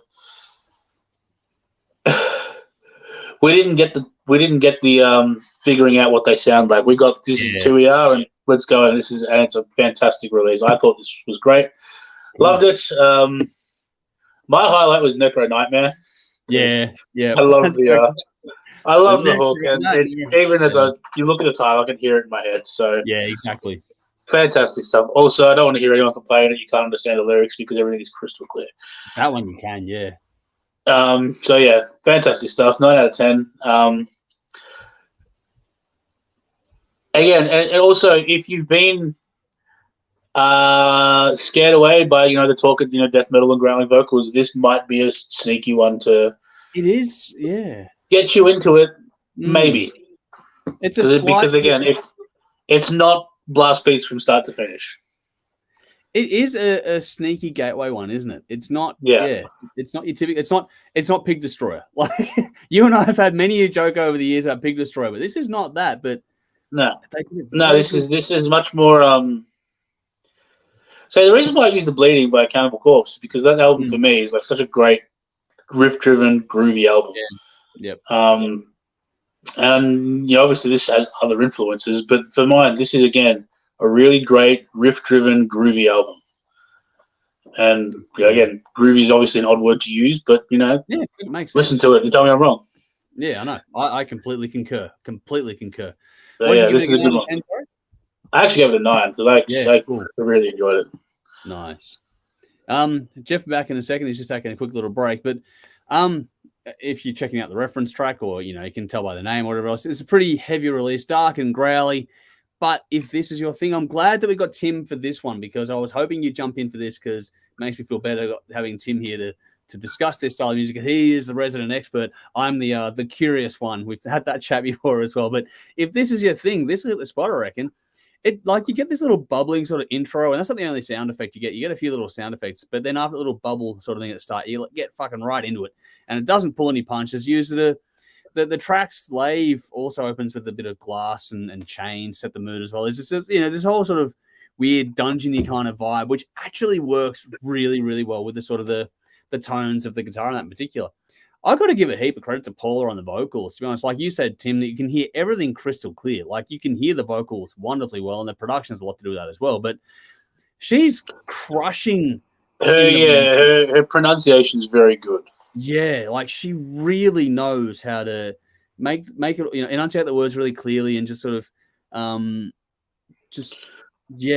the tone is also really good too. How it is really well presented within that. The way she sits in the vocal, it's harsh and stuff, but it's unlike anyone else too. Like you tempted to think of people like Alyssa White-Glues and that for other bands and Arch Enemy and that when it comes to this style, but she doesn't sound like them at all. She sounds unique. She sounds really. She's more like I think, as they put in their description, kind of Carcass. Yeah, true. You're kind of more in that early Carcass, early Necrophagia vibe. Yeah, very true. But the thing you mentioned, Tim, was the groove, and I'm all over the groove on this. And the groove on this, you know me, when it comes to this music, when it's got groove, I get really into it, and this is what got me. Yeah, it's got all this it's got pacey stuff, but like I said, not constant blast beating on the drums, which is important for me. The songs are short to the point, which makes the whole thing fly by, but they're not 30-second tracks like other bands tend to do. But even like tracks like Slave have neat little guitar solos in there as well, which is a nice little touch on there.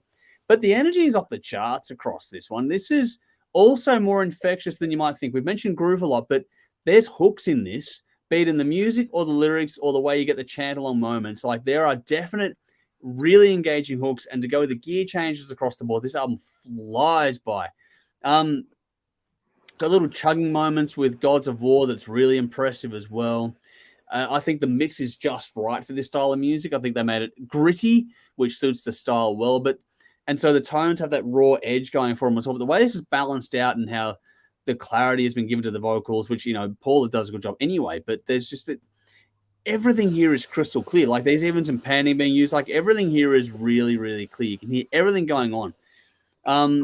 Necro Nightmare is fun, man. That is a really fun song. It's a slightly slower one across the album, but I love, like you said, Tim, how they use space across this to really sort of do things. Drums get to lead a bit of the time as well, but there's even more melody and more lead guitar work than you might expect from this style of music too. Like they've got something a bit unique. It's funny how many of these bands sort of come out, especially over the last few years. Tim, you and I have listened to quite a few, and a lot of them just sort of get a bit sort of cookie cutter after a while, and this band is not like that at all. This is really interesting, and I found it really engaging the whole way through. Stomp gives you exactly what you want from this style of music, but the riff changes are cool underneath all that aggression in that song.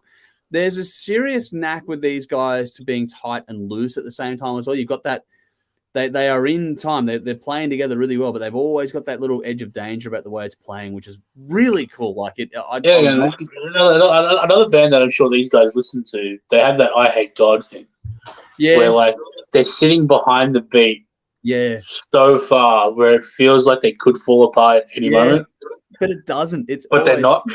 Yeah. And then when it clicks in, when they go back into the groove again, it's like that just feels so good when you listen to it.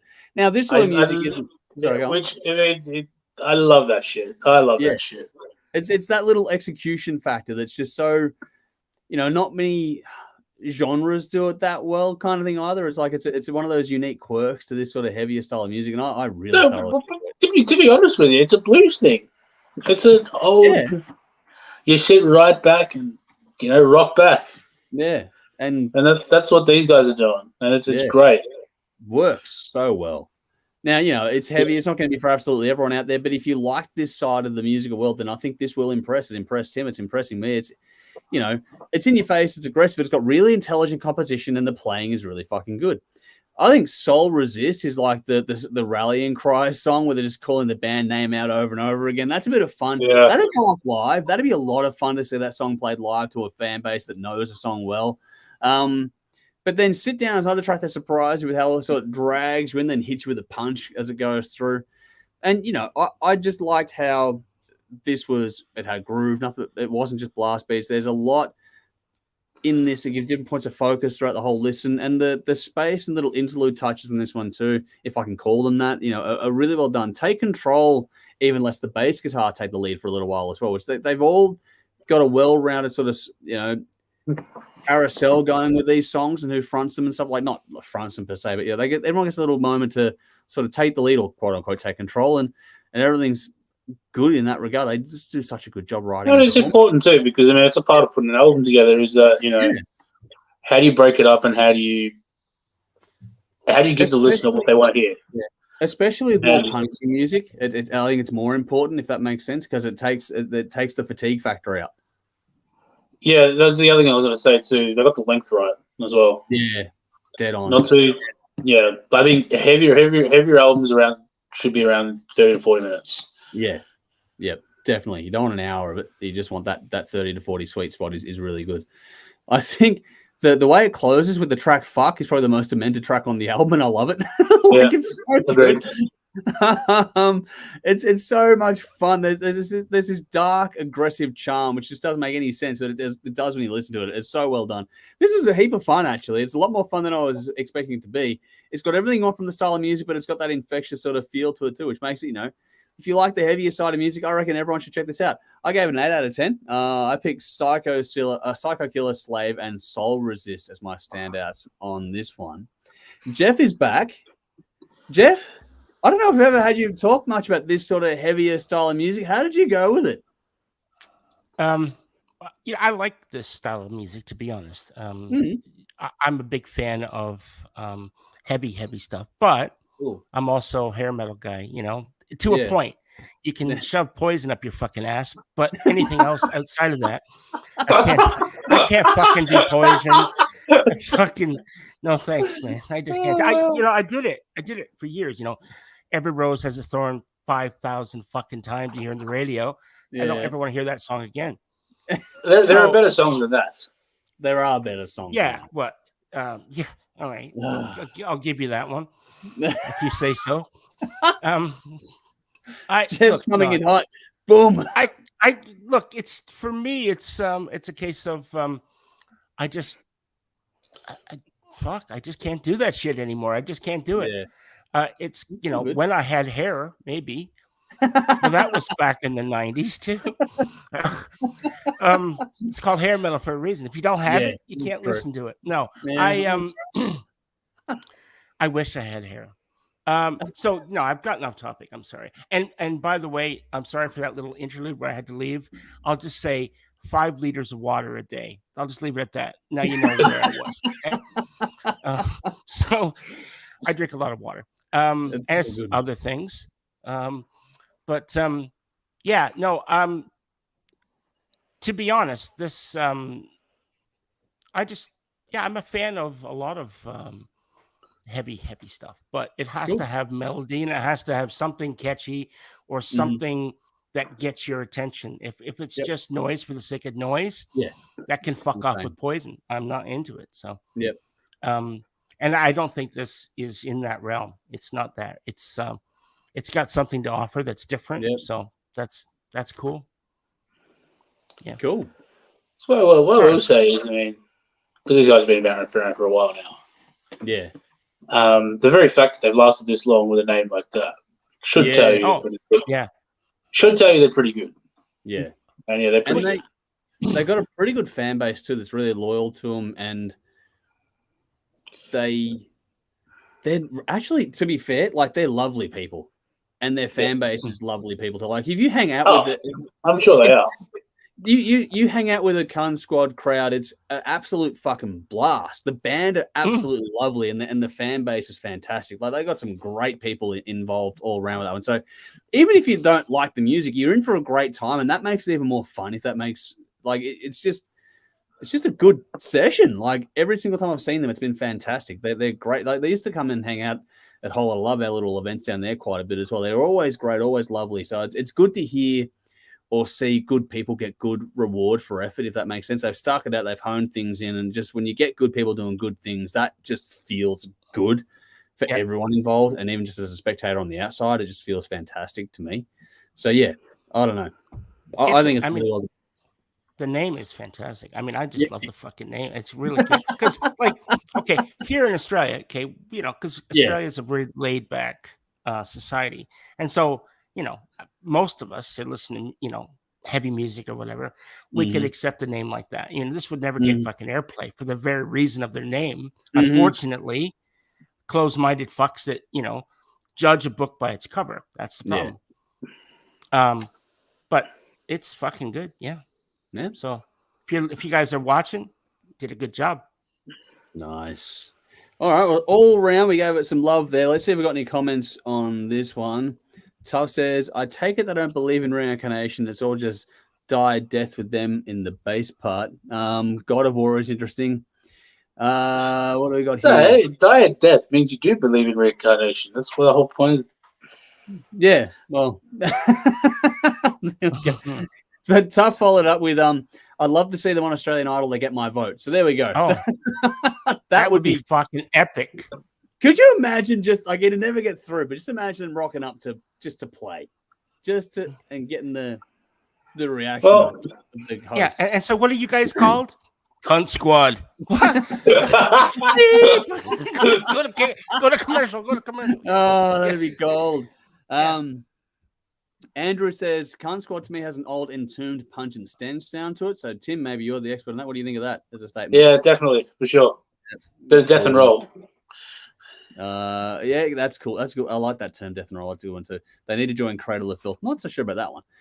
Helen says Küntsquäd precision. However, without musical nuance, I struggle. This is the only me, but do not inhibit me to paying at the door. Okay, cool. So should go and see them, which is good. Just not quite entirely the bag. But Darren says, enjoyed this one, like the old school vid. Yeah, the old school vid is cool on this one as well. Philo says, I like sleaze metal, so poor. It's so poor that it's good. There we go. Gold, shoving poison up your ass. Yeah, that's subjective. There you go. Jeff, that's one for you. Thanks, Helen. Poison did have some good songs. Check out their Flesh and Blood albums. There you go. There's one from Andrew. I did. Yeah. Okay.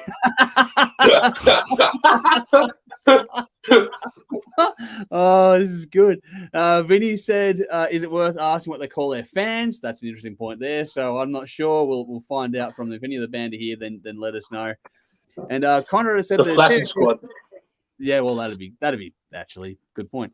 Conrad says, Traitors crew have been invited to attend the Deviate reunion March the 12th. I'll be DJing at Level 1 Band Room. Bands are Frankenbach, Barbarian, Stronger Than All, Pantera, Substitute Tribute, Death of Art, Tiger Driver. If any of the crew presenters, guest presenters, whatever, wish to come down, please let me know. I'll put your name on the door. Awesome. So if any of us want to get involved in that, hit up Conrad. Yeah, I spent Man United. Remember Deviate back in the day?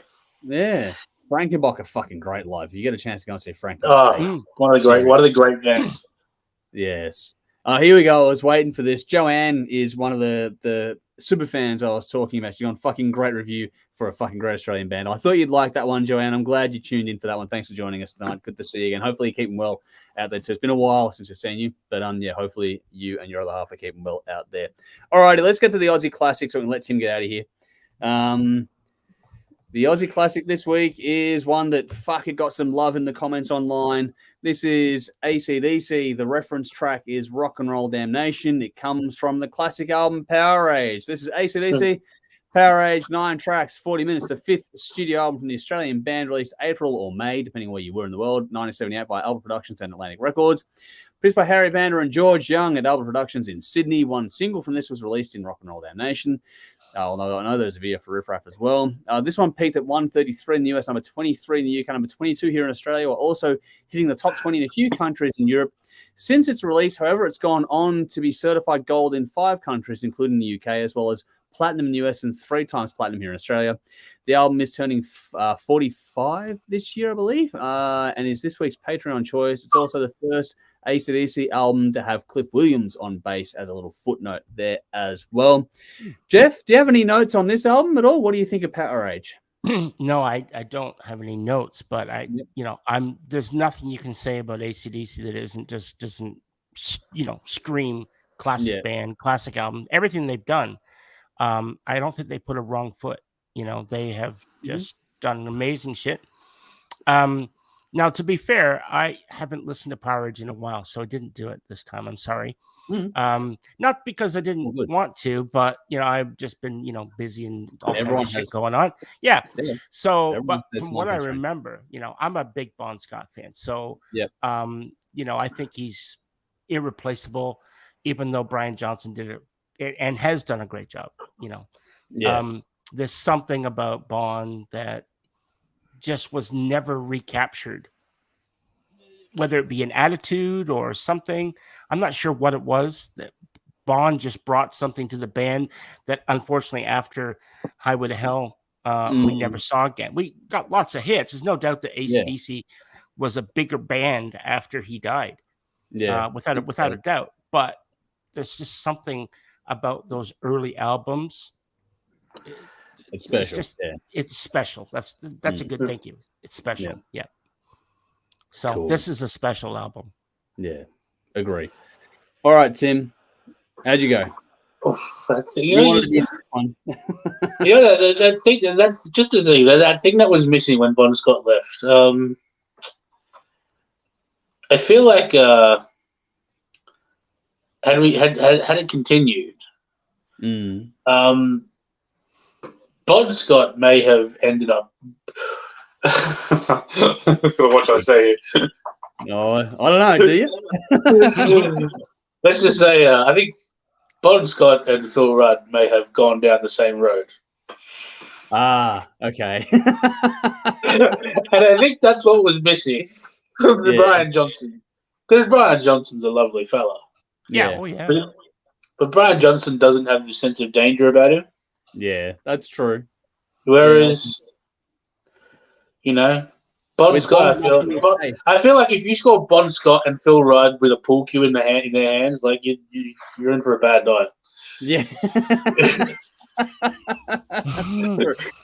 Yeah. But it's all rock and roll, isn't it? That's what this album is, really. I think it's funny because I'm trying to fucking get the rest of the albums up here, but I don't feel like I never really know what to say for albums like this. Because how do you review Power Age? Like everybody here has heard it, everybody here has listened to it, everybody here, they know the drill. But at the same time, I feel like if you look at the Bon Scott albums, I mean, this is probably to the casual fan. I mean, there are much bigger AC/DC fans on here than me. But I mean, to the casual fan, this is probably the one that's more looked over. Yeah, I would agree. It's more looked over than it should be. It is. That's right. It is. And there's no classic. AC/DC have those songs that are so big that they're in the everybody knows them, and this one doesn't really have them. Yeah. Having said that, I think it's got more. It's got that. It's just rock and roll. It swings really hard. Yeah. Yep. Riffs real hard. But because again it doesn't have that classic hit, what it does have, the reason it doesn't have that is because the songs are a little bit more aggressive. Yeah. Yep. They are a little bit more in your face. They are a little bit more relying more on swing and riffage rather than melody and storytelling. Well, I think that's why there's only one single in Rock and Roll Damnation. It's the only single. Exactly.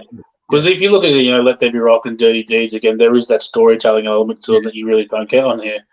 But with Parody, what you do get on here is you get a proper hard rock record that you don't see from many other bands. So, while this is the one from the casual fan is probably going to overlook, this is also going to be the one that the hardcore fan is going to hold up as the classic, and it's going to be the cult favorite.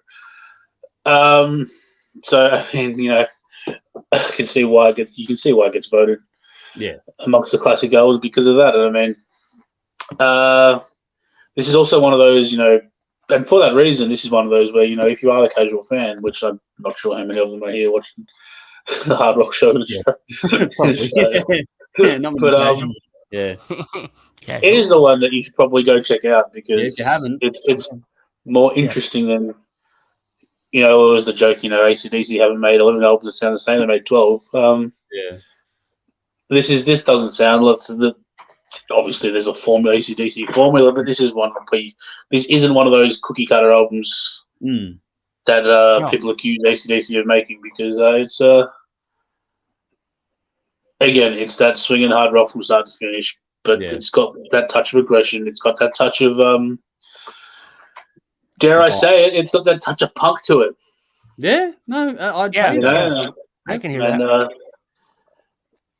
It wouldn't have gone out of place anywhere else. So, yeah, great album. What do you give it, though? Give it 9.5, just because. Yeah. Just because, yes.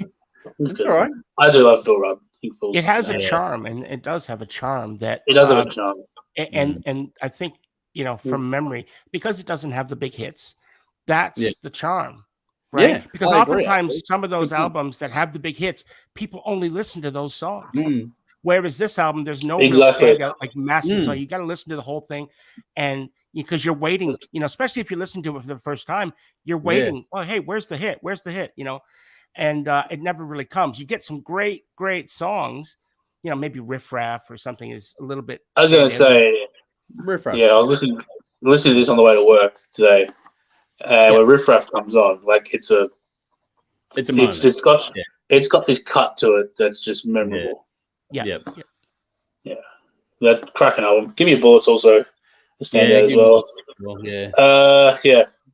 Where do you go from it? Yeah, 9.5. I'll take half point off for God knows what, but yeah, cracker album.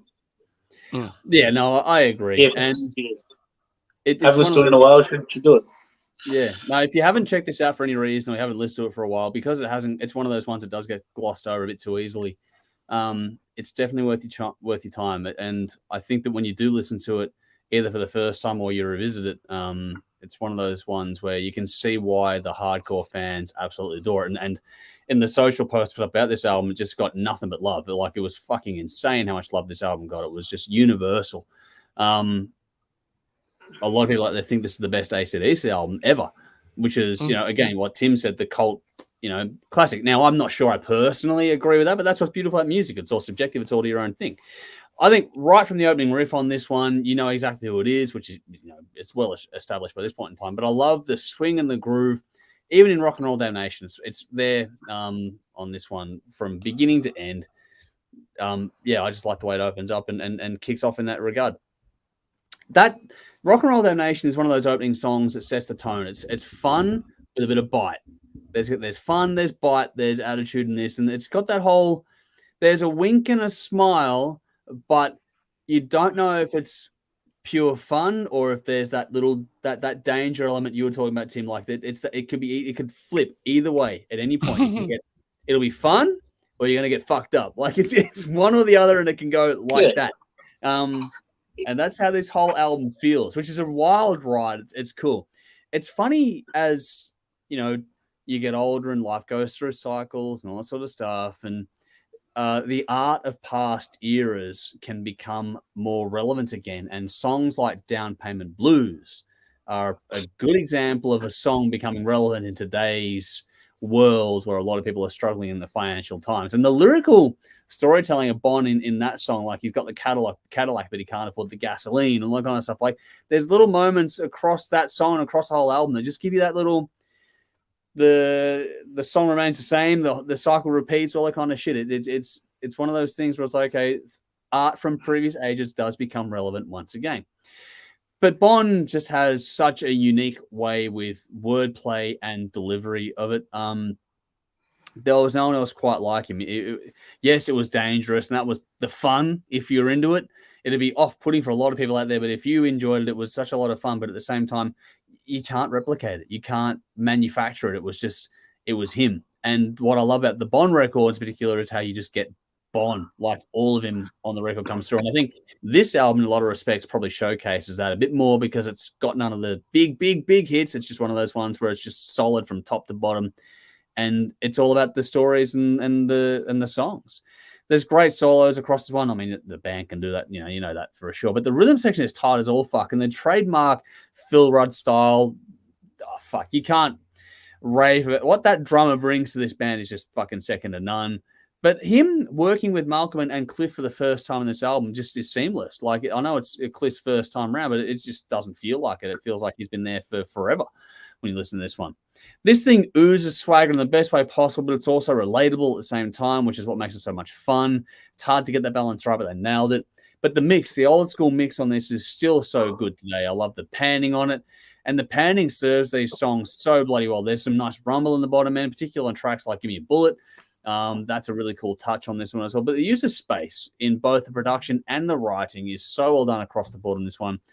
Bon just sits in the right spot on this one because he just cuts through the guitar wall, and there is a real guitar wall on this album.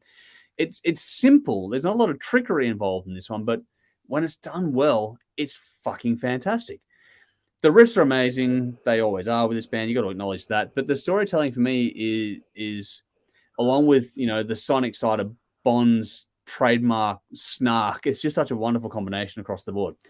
I think that it's one of those albums you sort of can't listen to this and you don't move to it. I think it's one of those ones you listen to it and you're going to be bopping your head, tapping your foot, moving away. Depending on how loaded you are, you're going to move more kind of thing. It's one of those ones which is just, it's infectious. It's got great hooks across of it. And some of this is downright dark, though. Tracks like What's Next to the Moon really highlight where I said before about, this thing could flip in an instant. And on tracks like that, it does. Like, that's a really, really dark song and dig into the lyrical content of it there. But that said, there's some great backing and gang vocals in this one, especially in that song as well. But what was cool about this one, like I was saying before, was how much love this got in the comments. It was universal. And I think that it's us in agreement with the audience, which was cool when we're all agreeing at the same time that it was just a fucking fantastic album across the board. Just like the open, this thing closes with a fucking fantastic song, Kicked in the Teeth. My God, what a song. Two-Faced One with Your Two-Faced Lies. Like, they just, the howl of Bon is just second to none on that one. And yeah, I don't know. It's just such a perfect closing song for this album. Like I said before, people think this is their best work. It's not quite for me. I'm going to be with Tim. I'm going to give it a 9.5 out of 10. It sets up the future while also still showing what they learned from Let There Be Rock before this one as well. Let There Be Rock is one of those ones that personally has a big soft spot for me. So 9.5 out of 10, not quite a 10. I just think it's fucking great though. If you've never heard this, unfuck that. Listen to this album. I gave it a 9.5, like I said. Down Payment Blues, Kicked in the Teeth, What's Next to the Moon, and Rock and Roll Damnation, my standouts on this one. Let's get some comments. See what people are saying about it. Conrad says, best AC/DC album. It's already started here tonight too. There you go. Yep. Joanne said, right back at you. Good to see you again, like I was saying before. Philo says, Bon Scott is my fucking hero. So there we go. As he should be. Yeah. Brett's joined us. Brett from the squad here. Back to Küntsquäd for a second. Thanks for the love, guys. Our fans are all good cunts, and so are you guys. Cheers. You're more than welcome. Thank you for watching for tonight, and thanks for enjoying the review, and thank you for putting out a fantastic album first and foremost. I'm glad you've done that now at last. So thanks for jumping awesome. In. That's awesome. That's great. Yeah, that's cool. I love that shit. Dean says, what an iconic album from them. I knew you'd jump in here at some point on that one. Dean's the biggest AC/DC fan I know. Chuck says, don't even need to listen to it. It's in my blood. My dad was AC/DC fan. I was born with a school uniform on and I was screaming. So there you go. From Chuck. Nice. Nicole says, the old days sitting outside the local pub was listening to AC/DC because I was too young to get in. Ow, but still, good times. Darren says, Power Age is a great album, runs a close second to Highway to Hell, and that's what I would probably agree with Darren, actually. I know people might say no, but yeah, it was fun. Phil says, Bond was a geezer. We're all geezers here tonight. Helen says, I gave me rock and roll made a belt from an op shop that I know belonged to Bond and knew his ex-Mary. I will only ever listen to AC/DC as AC/DC. Anything else is disingenuous, not by intent, but it just is. Cool. Then we got to Top Dog. Do you do Kirk Hammett impressions? I'm not sure. What the hell? Don't know what's going on here. Sorry? No, I used to, my nickname in high school was Kirk because I used to have the long hair. I used to look just like the hair, not the face, but the hair. So I don't do impressions. I can get a guitar and fucking make it sound like a fucking dead cat. I can do that. Oh man, like I said, Jeff coming in hot. Vinny says Bond was a pupil at my old primary school in Sunshine back in the day. Apparently, it was always a cheeky rat bag. You can actually fully believe that too. Dean says last album with George Young and Harry Panda producing them on Albert's Productions. Till a Big Highway to Hell, Bond passing and Back in Black, etc. Mutt Lang. Yes, that was a big point and change of things as well. Man Family says Rock and Roll Damnation was the radio play track. That was pretty much the one and only one at the time. Dean says Angus said Power Age was the album title because he thought of the years like the Stone Age. And then, yeah, that was the old story. They said we are in the Power Age, which is cool. Basher's got the review here. He said Power Age, wow, what a great album. One of the best ever from start to finish. Amazing riffs. Bond's aggressive and angry vocals, spitting out blood in every song, especially when done wrong in love. Kick to the teeth. Two-Faced Woman with your two-faced lies. Bond's songwriting on this album was of a special note. Lyrics with Down Payment Blues. I got myself a Cadillac, but I can't afford a gasoline. It's funny how we're in the same point tonight. I got Holes in My Shoes, and I'm way overdue. Down Payment Blues, Sin City, Ladders and Snakes, and so on and so forth. I can't read the rest, unfortunately, but yeah, thank you for sharing that one over on Facebook. Philo says it's got Sin City on there, I recall. Yes, it does. It does indeed. It's a great track. Dean says, all killer, no filler, cannot skip a song. The ones that people don't mention, like Down Payment Blues, Go on Shooting, Give Me Bullet, Keep in the Teeth, are gems. And Phil says, I rank Bond up there with Phil Lynott, the Real Rockers. Definitely an icon. Malcolm, Phil, and Cliff are just killing it like they do from many years later, still on later till Black Ice. Very good there from Dean as well. Good point there. Adrian, good to see you on YouTube saying, great show. Glad you're enjoying it. Thanks for jumping in and saying hi. And thanks for the kind words. Appreciate it. Dean also said Rod and Cliff together, especially if Cliff's first album with them felt like he was there since 73. That's what I was saying before. It just felt like he was just there from the beginning. I knew this would bring everyone out. Michael's gone Power Age from production viewpoint. How the band's sound changed over time. This was still recorded in Sydney with Vander and Young for me. An old fart. Love this album when it came out and still do now. I like the raw edge. I mean, they do get more polished as they get on, but they never quite lose that edge either. That sound... You hear the guitar and you know exactly what it is no matter what era of the band it is. Correct. So if you hear and that's me. Mate, there's a story going out where Angus is recording and he's not happy with his guitar sound. And they're like, well, the only thing that's different between here and the live sound is he's using a cord to go into the guitar and not his wireless unit. So like, well, let's just record with a wireless unit. Well, there you go. Like, it's the exact same sound from the source. Yep. Every time. Yep. He's one of those rare gems, that one. And I always people talk about, top 5 guitarists. Yeah, if you're a music nerd, if you are, go check out Premier Guitars rig rundowns from Angus and Malcolm Young. Goes for like an hour, but it like goes through with their guitar tech, like from start to finish. What they're using, how they're using it, and everything. Yeah, it's fucking awesome. Nice. Would be. That would be cool. I haven't sat there and watched that one. I will have to go and watch that one because people know what I'm like. Dean says Power Age was Malcolm and Phil's favorite AC/DC album they did.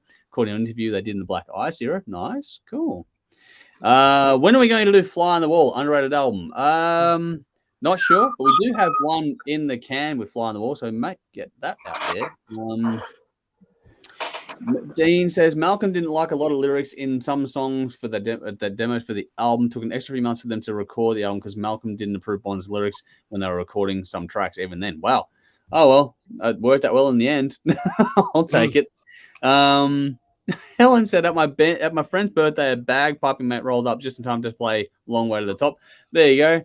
And towing on to that, she also says, saw Lizzie at Festival Hall in 79, memorable as a guest. That would be fucking fantastic. Yeah, when the bagpipes show up at a party, it's time to go home. Which That's the rule I stick to.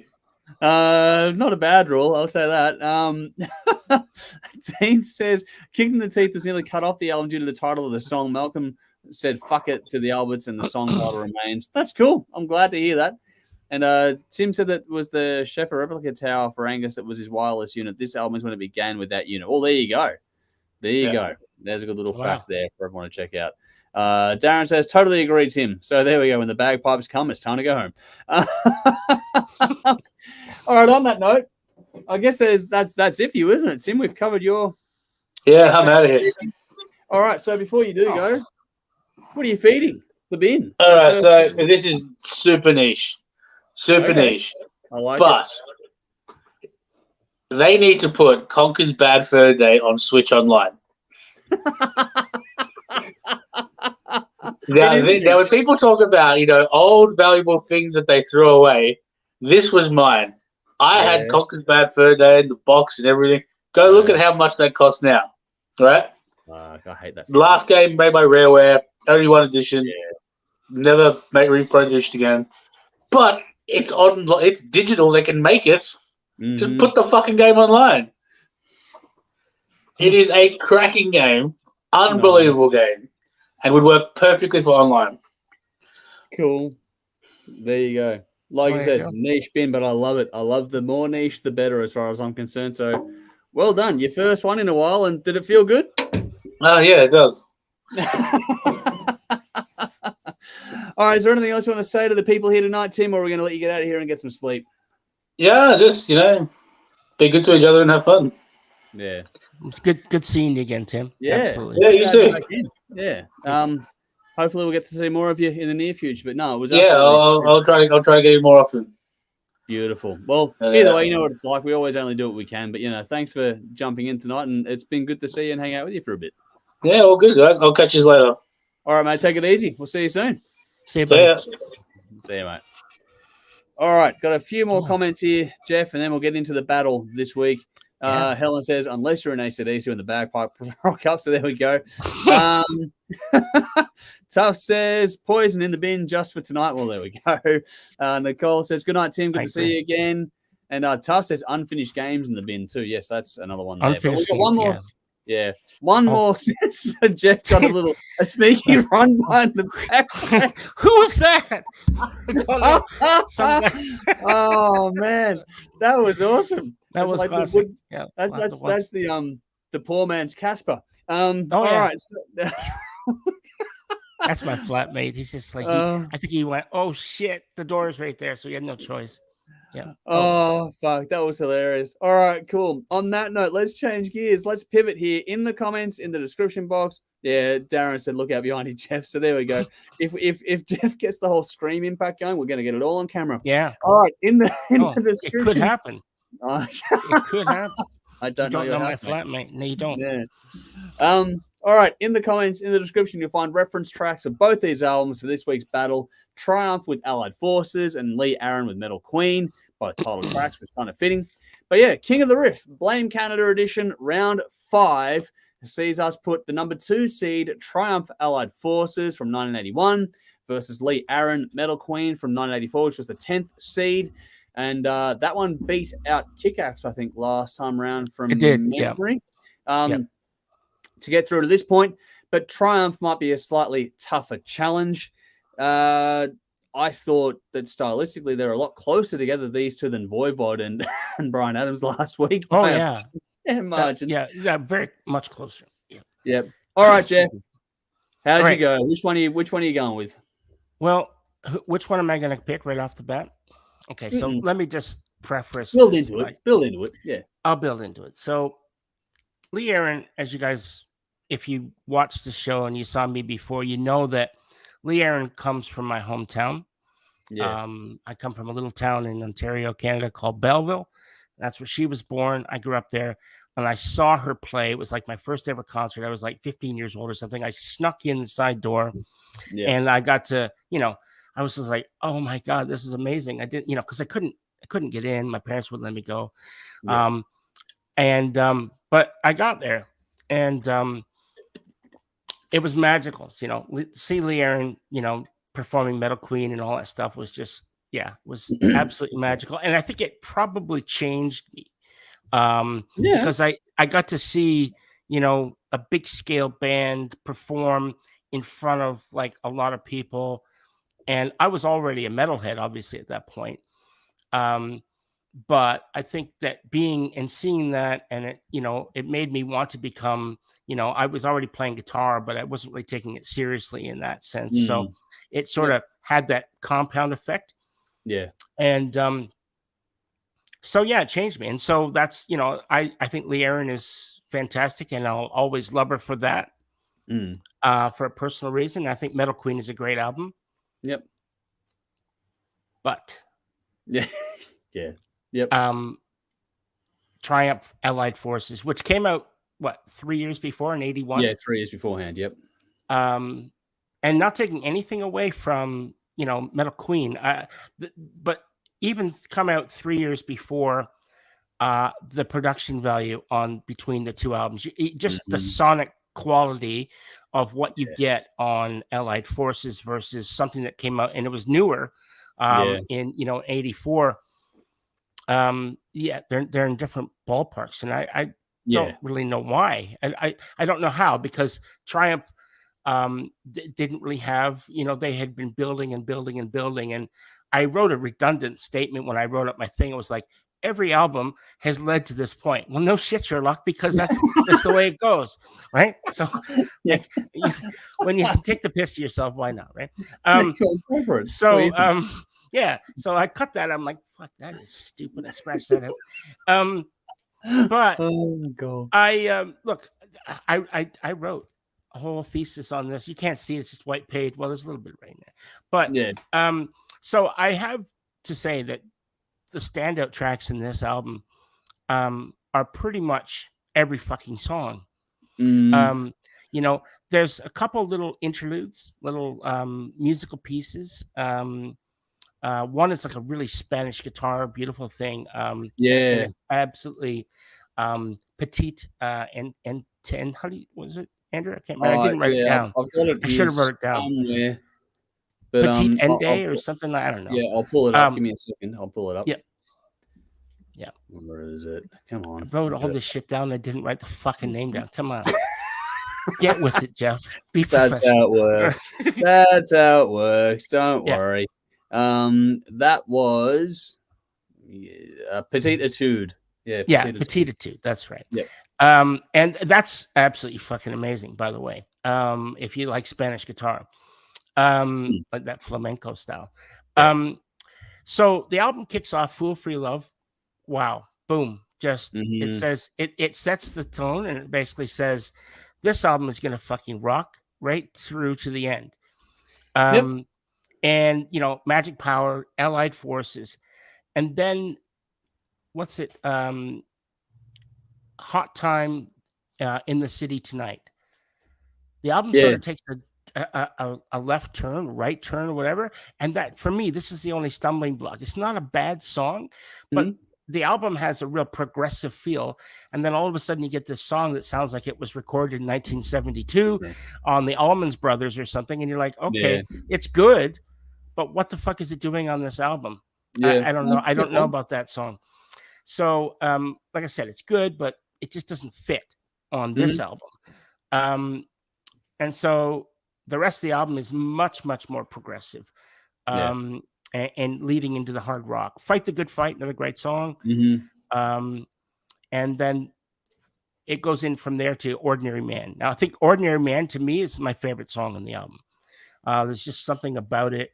It's just got a feeling, and it's sort of a vibe.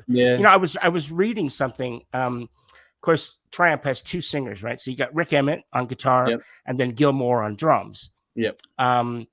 And so they sort of share vocal duties. One will sing one time, and then back and forth. Yep. And someone said that Gilmour leads more towards like the heavier side of things, and I think he does, the drummer. Yep. And Rick Emmett's style is a much more lighter, progressive. His style leads more towards, I dare I say, pop, but not really. And I think that's part of the reason to it. Yeah. Yeah, I think that's part of the reason why he eventually left. Because if you look back, all the hits that they had, all the biggest hits, were all songs with Rick was singing. Yeah. Right. And so I think that had something to do with it later on. But I digress. I wrote a little thing. I said, this entire album is great. If you have never heard of Triumph, then this is a great place to start. It is. And then you can listen to it and you can work your way back, you know, and forward if you wish. The album is very progressive in its approach. And I think that this album really, if you look at it, it was their pinnacle. Even though there were some other songs later on in their career that songs were bigger. As an album, Allied Forces is just the shit. So there's a pure musicianship here on display that is second to none. Rick Emmett's guitar playing was never better. Mike Levine's bass playing is rock solid, holding down the whole thing, and Gilmour's drumming is nothing short of stellar. It is. Yeah. And I wrote a little thing, but I already kind of touched on it, how Rick and Gil's vocals complement each other. Yeah, definitely. And they definitely do. And I think as a band, Triumph is one of those, like, for me, listening to Triumph and growing up in Canada, you know, pretty much they come from my hometown, you know, where I was born anyway, Toronto. And so I knew about Triumph from way back, right? I think my first introduction to Triumph was the album Rock and Roll Machine. Okay. Which is, if you haven't heard, I mean, that song, I think that was in 75 or 76, maybe 77. Holy fuck. It was just maybe, wow. The song Rock and Roll Machine is just fucking amazing. There's like this 6 or 7 minute interlude in the middle of the song. You just go jaw, floor, you know, it's that good. But listening to, you know, a lot of people don't realize Triumph is a 3-piece. There's only 3 of them, just like Rush, you know. And you know, they share, obviously Rush and Triumph had toured together at various points. But it's hard to listen to this album and think, how the fuck do 3 people make such a big sound? Yeah. And the only other band that I can think of that does the same thing is Rush. And ironically, they're both from Toronto. They're both from Canada. I absolutely love Triumph. And this album, I don't think it, even though I think that one song takes a misstep in the fact that I don't think it should be on the album. I think that it's a great song, but that's still not going to stop me from giving this album 10 out of 10. I think it's a fucking classic. It's you know, you could argue that because I don't think that song belongs here, maybe I should have deducted a point or something, or a mark or something. But I still think as a whole, the album is the journey of the album. It's just it's a classic, right? From beginning to end. And the last track was it Say Goodbye. It's that to me is it's a beautiful closer. That's kind of like the cherry on top of the album, you know. And I think that song is it's sort of it's very commercial, that song. You could hear, like, why wasn't this song a hit? I don't know. It wasn't. But hey, that could have been anything from that era too. Like, what the fuck? Yeah, that's right. Maybe 81 was such a big year for music. I think in 1981, I think I've talked to this with my friends, but, you know, I think of all the years in music, of all the albums that I absolutely adore, 1981 has always been my favorite. Nice. You know, I think of, you know, like Diary of a Madman and, you know, this album and Moving Pictures from Rush. You know, just to name a few. What more can I say? You know, what was it? High and Dry was 81 as well, wasn't it? Yeah. So there's another absolute. I mean, the 81 was just an amazing year for music. And then again in 84 was another amazing year 84 was a for huge metal. one. A lot of people love Correct. 84. That's right. And it seems like there was these years that just stand out in the 80s that yeah. But anyway, 89 was another one. Yeah. Yeah, that's right. You know, so what can I say about an album? 10 out of 10, perfect album to me, really. Even though it has this one song that I don't think fits on the album, it's still a fucking good song. So, yeah. Anyway, that's it. I'm done. Cool. Pretty clear winner for you. It's going to be interesting to see what happens in the future if it winds up that Allied Forces goes up against a Rush album in the future. That we're going to see. I thought about that. Actually, I did think about that. I thought, wow, if this goes up, and knowing that I gave this album a 10 out of 10, and I gave Moving Pictures a 10 out of 10, it's going to be hard. I don't know what I'm going to do. Let's find out in due course. We got that over the next few weeks. I think if it happens, it might not happen. It might not happen, but might not happen. Let's see. So let's see. I'm not. Yeah. So how'd you go? How did you think? No, I think that like I said before, unlike last week, this is much more stylistically closer than Bright Adams and Voivod. I think it's pretty hard to be more diverse in that one. But both outfits in this case have some cracking fucking tunes. And whilst, Metal Queen is the more metal side and Triumph is the more classic rock side, they're both sort of really compatible with each other, these albums. You listen to them back to back and it's really kind of comfortable. It fits really nicely. Triumph are on their 5th album with this one, and the opening track, Fool for Your Love, is pretty much the perfect mood setter for it. It's all vintage hard rock that it is the thing that the production still sounds so fresh today. Listen to this one from back in 81. It's out of the two, like I was saying, it's definitely the more classic rock of the two albums. It's got some great writing across this with some amazing hooks. Like the hooks in this are fantastic. This one has a bit of joy in it, where the other one's a bit darker kind of thing. This one has a bit more joy to it. The title track, Allied Force, is a cracker as well. I enjoy that one. Song. That's a good song. You can actually envision when I hear that song, I can just see them playing it. I don't know why, because every instrument on that track, you know, if you know anything about music, you can just envision it. I don't know why. Yeah. I don't even know if I've ever seen them play that song. I've never seen Triumph live. I wish I had it, but I never have. Wow. You know, one of the bands that I regret never having seen. Yeah. I know what you mean. But that track, Allied Forces, has just this energy that's really infectious and contagious. It builds really cool. I really did find myself enjoying the mix a hell of a lot. The more it went on, the more I appreciated it. It's just got some great clarity and balance. Like the people involved in that should fucking take a bow. It was great. But then you got these other old school things like blues and old school rock sensibility get chucked into it, and they bring tracks like Hot Time to this album, which makes it all sort of fit together as well. There's some great groove and energy on this one. It's so slick for the style of music. This is an incredibly slick record. Then you get the slower touch with Fight the Good Fight. That was a nice little moment on there as well, which is pretty powerful. Alongside Ordinary Man, which is another sort of softer touch there. But that Ordinary Man song is another one that's really relevant today, which we touched on that theme earlier on the AC/DC album. But then you get that this whole thing builds into the close, which is just, the way it builds up is just a fantastic way. Like it just does.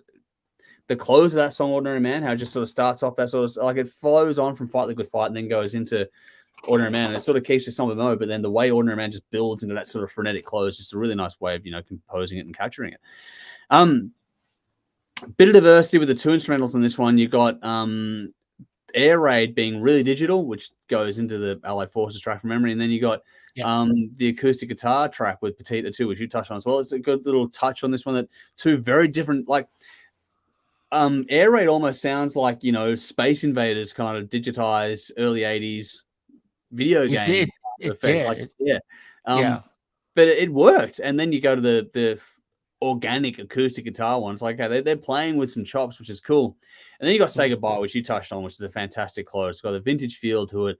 But it's easy to see how this one became the number 2 seed in this whole battle. It's so well done. It's so well loved. It only got pipped by, I think, Rush at the end of the day for the number 1 seed. So it's easy to see why this one got so loved. But then when you flip back over again to Metal Queen from Lee Aaron, everything we raved about it last time comes straight back into mind when we listen to it again. Yep. that one's still, the opening track is still a fucking great one. It sets a tone. And her voice is fantastic across the board. Doesn't she have an amazing, she's got amazing voice. Such a great voice. And that is hard. You can't ignore it. Like, it's so good. Again, lyrics and storytelling are good, but at the same time, when you listen to Triumph and then you listen to this one afterward, you can feel where I was really like, I did note, I think we all noted that there are some moments on the Lee Aaron album where it's like they're trying to chase the dragon, they're trying to get that hit. And so as a consequence, you find that more after listening to Triumph and then going to this one. You feel that reaching a bit harder, especially lyrically. There are some songs that on this pass around, you find it's all good. They're all really good songs, and I'm being nitpicky because I have to, because it's actually hard to choose. But yeah, that's right. But some songs go for a minute or two too long. There's a lack of lyrical diversity. There's a lot of repeating lines that goes into things. When you're comparing it to Triumph, it's like, okay, well, they're both great albums, both great artists, very good at what they do. So you got to come down to the finer points, and that's what's going to really decide this one at the end of the day. But again, the performances, the musicality of it all sounds, so great. Still Away Your Love, I think, could probably be the best song out of both albums. It's interesting, isn't it? Yeah. Like that would be if you had to pick one song from both albums, I would probably pick Steal Away Your Love. It's that powerful a track. But it is powerful. And there's hooks all over it, but at the same time, it has everything you want from the era. It holds up on repeat spins, but when it comes down to it, I've actually really struggled with this sort of battle. I was like, hey, this is really tight. I enjoyed them both, and it's a shame in a lot of respects. If it was another way around, they might have gone on one more round kind of thing, but they have to come up against this time. It's like, this is the one where I'm like, fuck, one of these ones, quote unquote, goes home after this. And it's like, that's it. Shit. Yeah. Go on. There's no losers. I mean, regardless of whatever. Both of these albums are just great. So, the fact that they made it this far, they were both chosen by the audience. Yep. And the fact that they both are here, they're up against each other. It's somebody's going home. Yeah. But don't hedge your hang and don't hedge your or hang your head in shame. There's nothing to be, Seriously, if you listen to both these albums, you're going to go away happy either way. Like, you're going to enjoy them. Like, it's one of those things where you just know you're going to like them. For me, I had to make my choice in the end, like on the finer details and things. So it's hard to go past Lee Aaron's talent as a vocalist, and I wish I had seen her live because of all the things you're saying as well. Like, it's a phenomenal experience. But I think that, while Steal Away Your Love might be the best song, I think Triumph probably executed a better album from top to bottom. The songmanship, the craftsmanship, like the actual proficiency and the efficiency in the songs is important on that one. It makes a lot more sense. And so, it's things like the mix come into it as well. The mix on Triumph's album is just so fucking good. Lee Aaron's one is good, but by comparison, it feels a bit dense. You know what I mean? So there's little bits and pieces, like I said, the writing of songs being, stretched out a little bit too long here and there by comparison. If you're going to stretch it out, then you're going to need to do what Triumph did, and that's where you got that progressive element that came into play. And the funny thing about listening to Triumph is that you get a bit of a rush feel at times. I don't know if you get the same thing as me, but there's a little bit of a rush feel to it. There is. And I was reading something else that someone said that Rick Emmett's voice, if you listen to it, he does remind a lot of people of Geddy Lee. Yeah. That's right. Yep.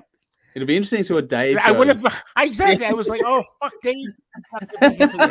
Yeah, but anyway, So the small points that are off for the Lee Aaron album are what's going to sort of send it home for me this time around, which makes us, a unified front on this one, or allied forces, for lack of a better term. So, oh wow, there we go. Yeah, so I'm going to pick Triumph as well. Allied forces, they definitely go through in this round. So. And that's kind of fitting. They were the number 2 seed, so I guess everyone's going to be happy with that in the wider audience. Because even when we did the video post for this one yesterday, there was in terms of percentage, it was like 90% for Triumph, and there was some love for Lee Aaron. Don't get me wrong. The majority of it was for Triumph. She wins in the looks department. There's no question there. She wins in the looks department. Absolutely. I would rather wake up next to Lee Aaron than any of the guys in Triumph. It's just me. I'm not going to disagree. So there we go. Now, next week's one is a bit more fun. We're going to have Rush Hemispheres, the 6th seed, up against the number 3 seed. Number 3 seed was Annihilator, Alice in Hell. So a bit of a stylistic clash. It's going to be tough. That's going to be... Even Jeff's already going, oh, man. Fuck's sake. That about sums it up. But yeah, so for us tonight, Allied Forces from Triumph goes through to another round. Lee Aaron, thank you for coming, but time to go home for you. But if you haven't checked out Metal Queen, please do check out Metal Queen. Oh, yeah. Check it out. Album. Absolutely. Great album. Yeah, but next week... Even check the video out, too. Yeah, definitely. Metal Queen video. You know, worth a look. It's in the comments. You get to see her in skimpy stuff if you like that sort of thing. Who doesn't like it? If you're a guy, I suppose. Oh, not only guys. Oh, yeah. Hey, you know, far be it for me to judge.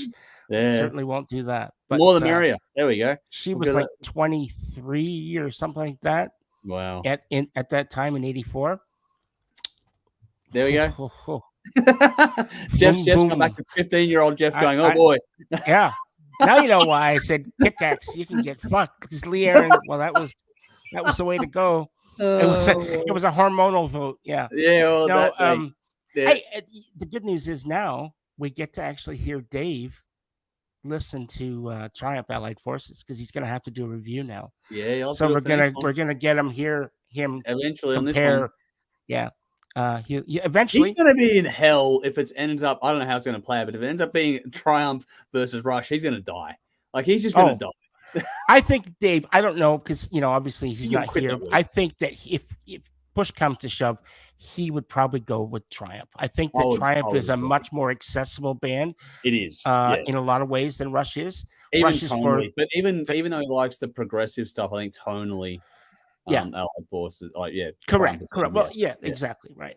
So I think that he would do that, but who knows? We're preempting them. We never know. We'll have to see. Never know. But next week, like I was saying, Annihilator, Alice in Hell versus Rush Hemispheres. That's going to be a lot of fun coming up next week. So I'm looking forward to that one. That's what's coming up. Alrighty. Let's get some comments before we get out of here tonight, Jeff. Nicole, so when your housemate ran through, it's a cat burglar. So there we go. He's still with us. We didn't get the screen treatment, so it's all good. It's coming up later. Helen said, Kevin Conlon, bagpipe guru for AC/DC. Well, there you go. Philo says, we used to buy the Aussie issues of AC/DC reprinted here in Europe, ended up with double extended collection of the old records with Bond. Fuck, that's cool. That is cool. Very cool. Back to your housemate. Tough says, I'll give them $20 to do a nudie run. Fuck, man. I paid $20 not to. Fuck that shit. There we go. It's back and forth. It's like a bidding war now. All right. Nicole said Triumph tonight for me. So there we go. We got one happy person. Philo says there seems to be a Lee Aaron obsession here. Well, it's just because they won last time around, so we got to do it again. That's how it works. Adrian says, cool Love Gun poster. So there we go. I think that's... Oh, yeah. That's right. That's with all your faces on there, isn't it? Is that Fred too? That one down here. That's from a tribute episode way back when. Yeah, that's Fred Peterson there, isn't it? Yeah, that's Fred. That's Fred. That's Fred. There we go. Photo of Fred right there. Get on him. Yep. Great dog, that one. What do we got here? Darren says Triumph Allied Forces is a good album, but for me, Metal Queen. So I did say that Metal Queen got some love. Didn't quite get enough from both of us this time around. Tough says when you got to go hand orange covering eyes, hand covering. I don't know what's going on. What? When you got to go, I think that's go. What the fuck is that? I don't know. it's YouTube rabbit holes. Rowan says a Triumph album was musically interesting, but I couldn't get into the vocals. Metal Queen is probably my favorite discovery from this series. So Metal Queen for me. Well, there we go. Nice going. Nice call. Nice call. Yep. Adrian says the guitar player for Triumph is really good. That's a very good point there. He sure is. Yeah. Which Darren says Rick Emmett rocks it. Rick with a K. Do you know why he's got Rick with a K? Rick Emmett. So it's like Rick is R-I-C-K. Well, the first album when they made it, there was a printing error, so it was just spelled Rick. And rather than go back to change everything, it was going to cost him a fortune. They said fuck it, and then he just kept Rick for the rest of his. Oh wow, there you go. Yeah, cool. I love the trivia you bring in that regard. Like you're all over this shit. That's great.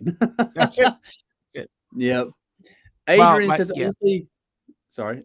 Honestly, No, I never had any Triumph albums, just know the hits, but I like the guitar player. So there you go. That's all good too. Rowan says, what I will say about Triumph is that they have great album art. That's a good point as well. Adrian also said, Russian Triumph must have been a great concert. That would have been fantastic. Would have been good. Yeah. That would have been good. All right. Helen said, 3 pieces are the best. I believe that some of the best bands have ordered 3-piece. I would not begin to list the many, but Shockigger's owner Matthias is a big fan and prefers to secure 3 pieces. He's also a member of a 3-piece child. Okay, cool. So 3 pieces rock. Nice. Cool. 3 pieces are the best. Yeah. They are fun. They're very good. I've been in a few of them, so yeah. Yeah. The 80s were the best era for guitar players. That's true. Phyllis says, I'm out. Later, good man. Good. Thank you for joining us tonight. Phil. Hopefully you've enjoyed the show over there. There we go. Man family the same. So we are getting long in the tooth here. Night all. Catch you next week. Rock on. Thank you for joining us tonight. Darren says, it's never time for Lee Aaron to go home. Well, apparently this week it is. Tough says, another great episode. Thanks. Nicole says, I thought this week was a tough decision. It is a tough decision, honestly. Yeah. And Tough says, and thanks to the background runner, dude, we'll all call him Where's Wally. So Where's Wally?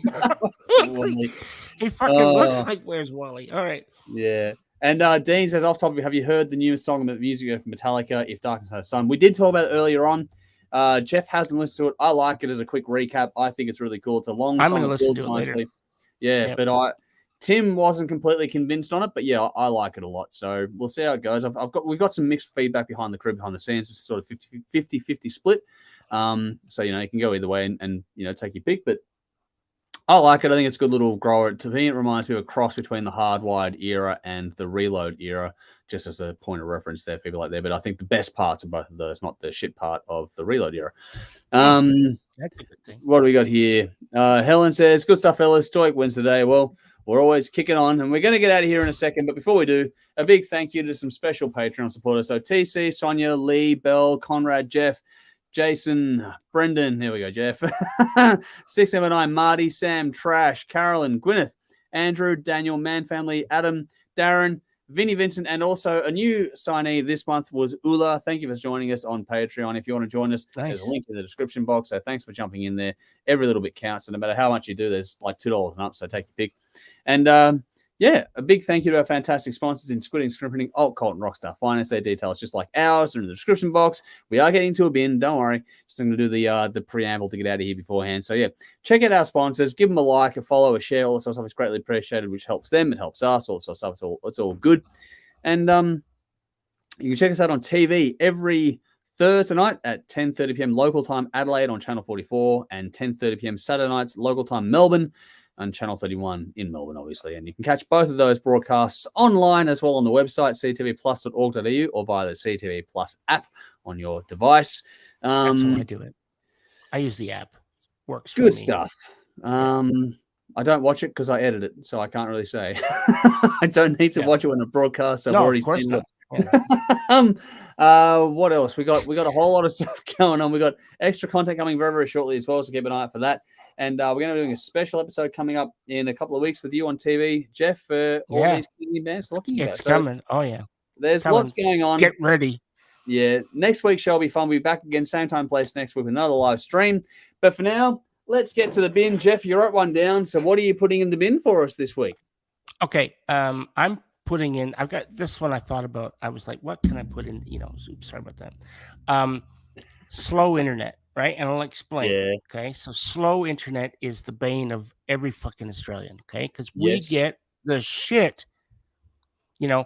Other countries, I think Australia rates behind like fucking Burma as far as it's so goes. bad. Yeah. It's terrible. So, but there's some things coming that could give us hope. And I'll explain. Me being in the tech industry a little bit, I get little snippets of things coming by every once in a while. I'm like, oh, wow, that's interesting. Mm-hmm. So there's a thing because right now, currently, when it comes to Wi-Fi, we have Wi-Fi 2.4 gigahertz and 5 gigahertz. Yep. And then we've got Wi-Fi 6, which is what I have here at home. And I've got some really good speeds with my ISP. I can get 800 megabits a second easy, which is really good, right? That's good. Yep. Yeah, absolutely. But I pay for it, right? You just don't get it. You got to pay for it. So there's Wi-Fi 6E, which is like 4 times faster than that. Wow. However, there's no ISP in Australia that can provide that yet. Okay. So you can buy a Wi-Fi 6E router and you can get it all set up, but you can't fucking connect and use it because like it'll work. It's backwards compatible, but there's no one providing it. Yeah. All right. So there's a new thing coming out. And it's going to be, I predict probably in the next 18 months to 2 years. Okay. And it's called Wi-Fi 7. All right.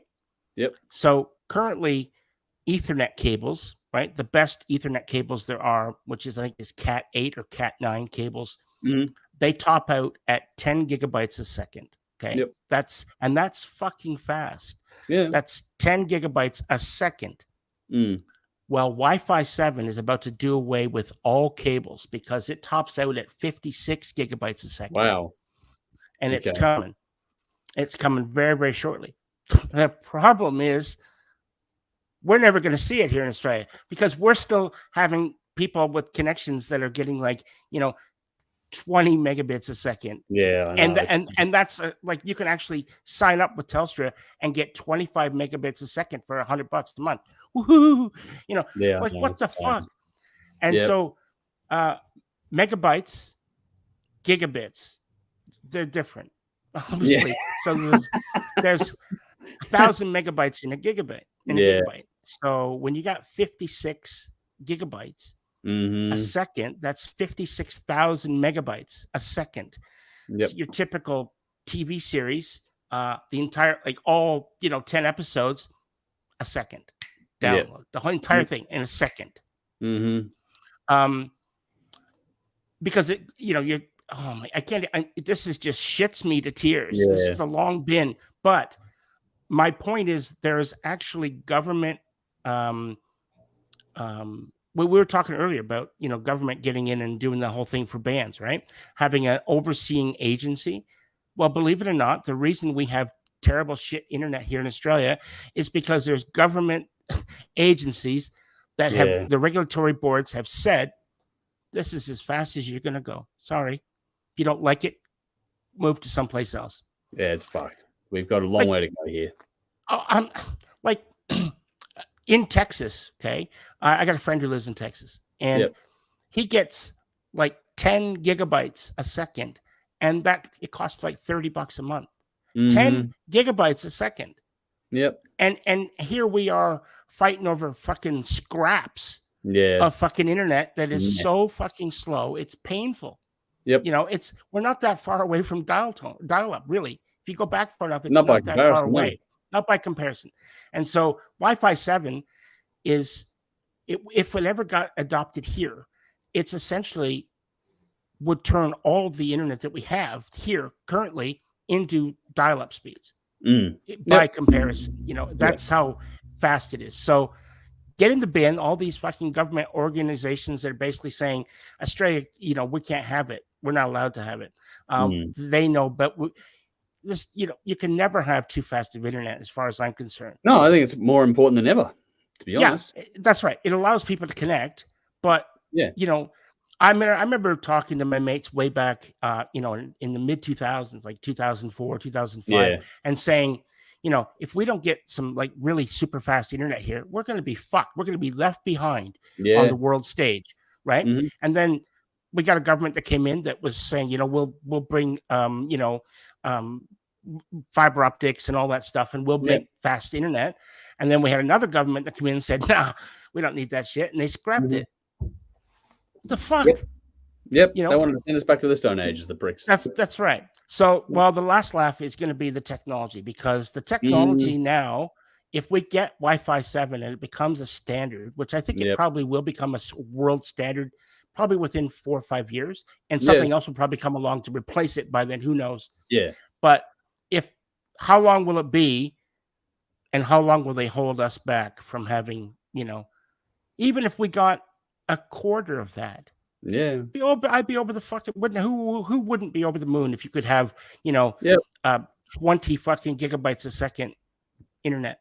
Even just purely from socioeconomics, the ability to do research is one of our prime markets in this country, economically speaking, is research ability. It's just helpful for that, if nothing else. So Correct. You know, I mean, the applications are endless. It's endless. Yeah, exactly. What you can, and to be held behind purely because somebody in an office says, "No, see ya, not doing that." That's just shit. So in the bin, all you fucking assholes that have the power to say, "Hey, that sounds like a good idea," and you say no, get in the fucking bin. I don't think you need a big bin enough, fucking big enough for the. No, we need a bigger bin. We do need a bigger bin. Yeah, but garbage scow. I do completely agree. It's been a bugbear of mine for quite some time, even to the point where I use a fucking Ethernet cable to get from the house out to where I am now. Yeah, it's you use what you've got, Yeah, but that's been. I think that as we move faster and faster, we need those things to keep up. And in this country, are irrevocably backwards in that regard. My bin this week is two things. That are a bit sort of niche as well. I guess I'm going to Tim's territory a bit. Now, vaping. Now, people that know me know that I do some vaping. I'm not a massive vapor anymore, but I do vape. It's what stops me from smoking cigarettes because I was hooked on those things for fucking years. And there's a lot of hysteria in the news articles. Now, that can get fucked. That can go in the bin. But the flip side is, though, that there are other fuckwits that make it worse because they film their fucking babies vaping. It's like, what the fuck is wrong with you? Okay? Don't do that. You're a fucking half-wit. Don't fucking give your baby vape. What the fuck is actually wrong with you, dropkick? Unbelievable. It should be just regulated like an 18+ thing, like alcohol, tobacco. Do those things and tax it accordingly. I think everything's fine. Just stop the shit that goes on. Stop the hysteria because it's not as bad as people say it is. But that's my point of view on that anyway. It's really a big beat up on all sorts of stuff. But yeah, like I said, when you got a beat up going on and then people are fucking giving their babies vapes, it's like, what the fuck is wrong with you? And let me guess, they go on TikTok and they go viral. Yeah, and that's what it is. It goes viral and it goes stupid. Jesus Christ. Fuck's sake. What is wrong with you? Don't get me wrong. I'd like to have a viral video, but not doing that. That's just not like that shit. No, fuck that. Jesus Christ. But then this might be one you appreciate, Jeff. The things that make us happy as we get older and realize that time is our most precious resource. So if with that in mind, I'm going to put myself in the bin because I mentioned at the top of the episode tonight that we had a hard rubbish collection. And like I was saying before, the things that matter to you as you get older is things like time. That is your most precious resource. Everything else can be sort of managed, but time is the one you can't really manage or you can't get more of it kind of thing. And so because we have a big move coming up this year and all that sort of stuff that's going on, like I said, more of that to come out. But we did a hard rubbish collection because we're downsizing. We're getting rid of a whole lot of shit, and there's stuff that's just not salvageable, stuff that was kicking around from the old studio days, which we carted around thinking, okay, we'll make use of this because we're sitting on our roots. But where we're going to move to is going to be much smaller. We don't need all that shit, so we're going to get rid of a whole bunch of it. Not really salvageable for anything unless we're going to use it ourselves. So it just goes to hard rubbish. Whenever we've done hard rubbish over the last couple of years, it's not always been all collected. So, and that's just whatever. You get X amount of cubic meters, so on and so forth. Today we did a hard rubbish and everything got collected. And I'm putting myself in the bin for getting so fucking excited over something so goddamn mundane. I was excited. I loved it. I checked our fucking house camera to make sure it all got collected. And fuck yeah, guess what? It did. And I was stoked. And it's like, my God, how petty have I become when that is the sort of shit that makes my day. The hard rubbish all got collected. Fucking put me in the bin. There we go. Holy shit. That's where I'm at. That is where I'm at.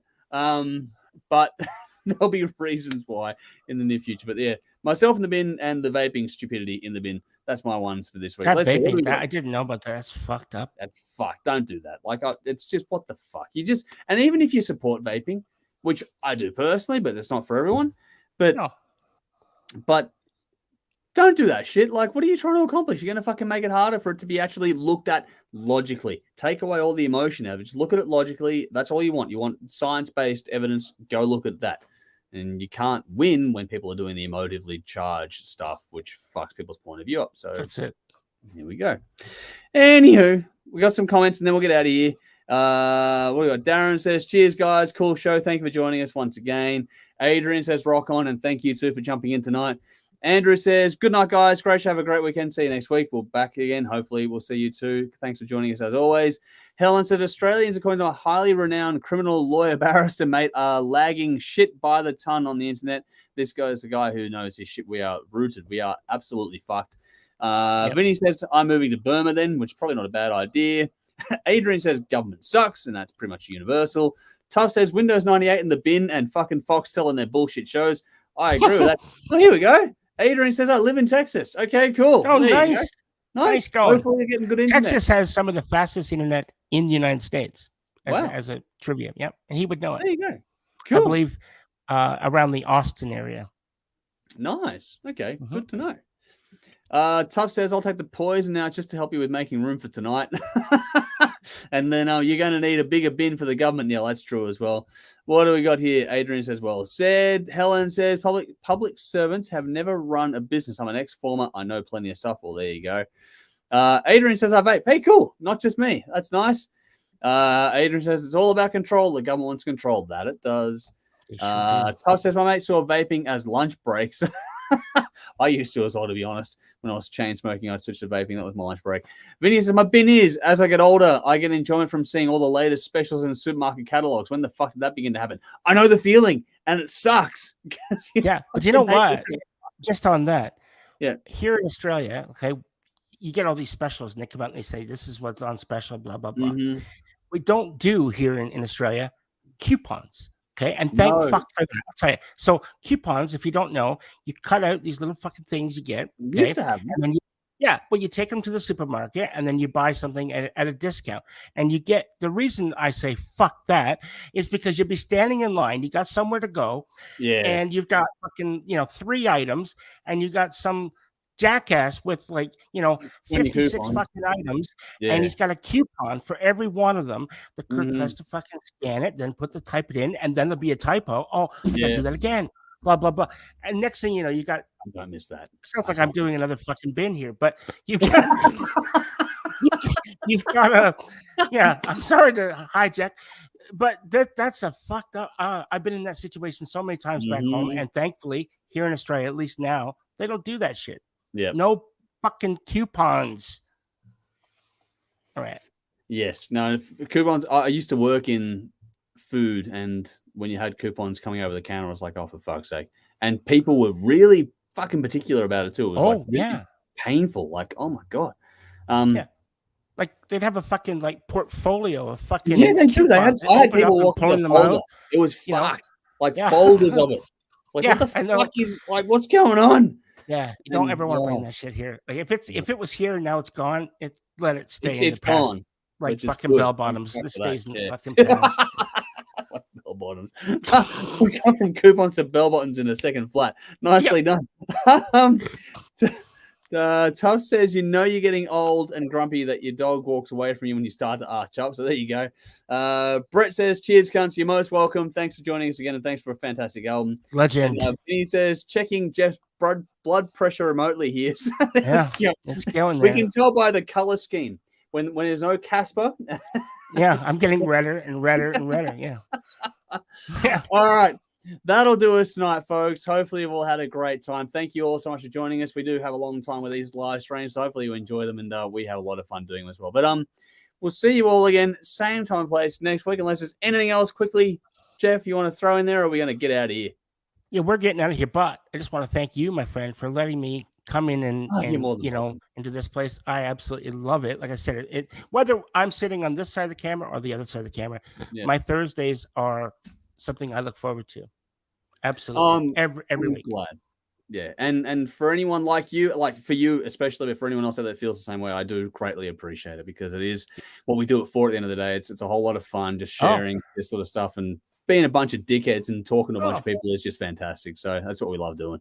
I mentioned in a comment on one of the things earlier in the week that, I think the Hard Rock Show, I think Dave put a post up and I mentioned on it, that the Hard Show, I've learned more from watching this show about new music and, things than anything else I can think of in the last, I don't know how many years, because the older you get, the more stuck in your ways you stay. You don't step out of that box. And so this show has made me step out of that box, and I love it.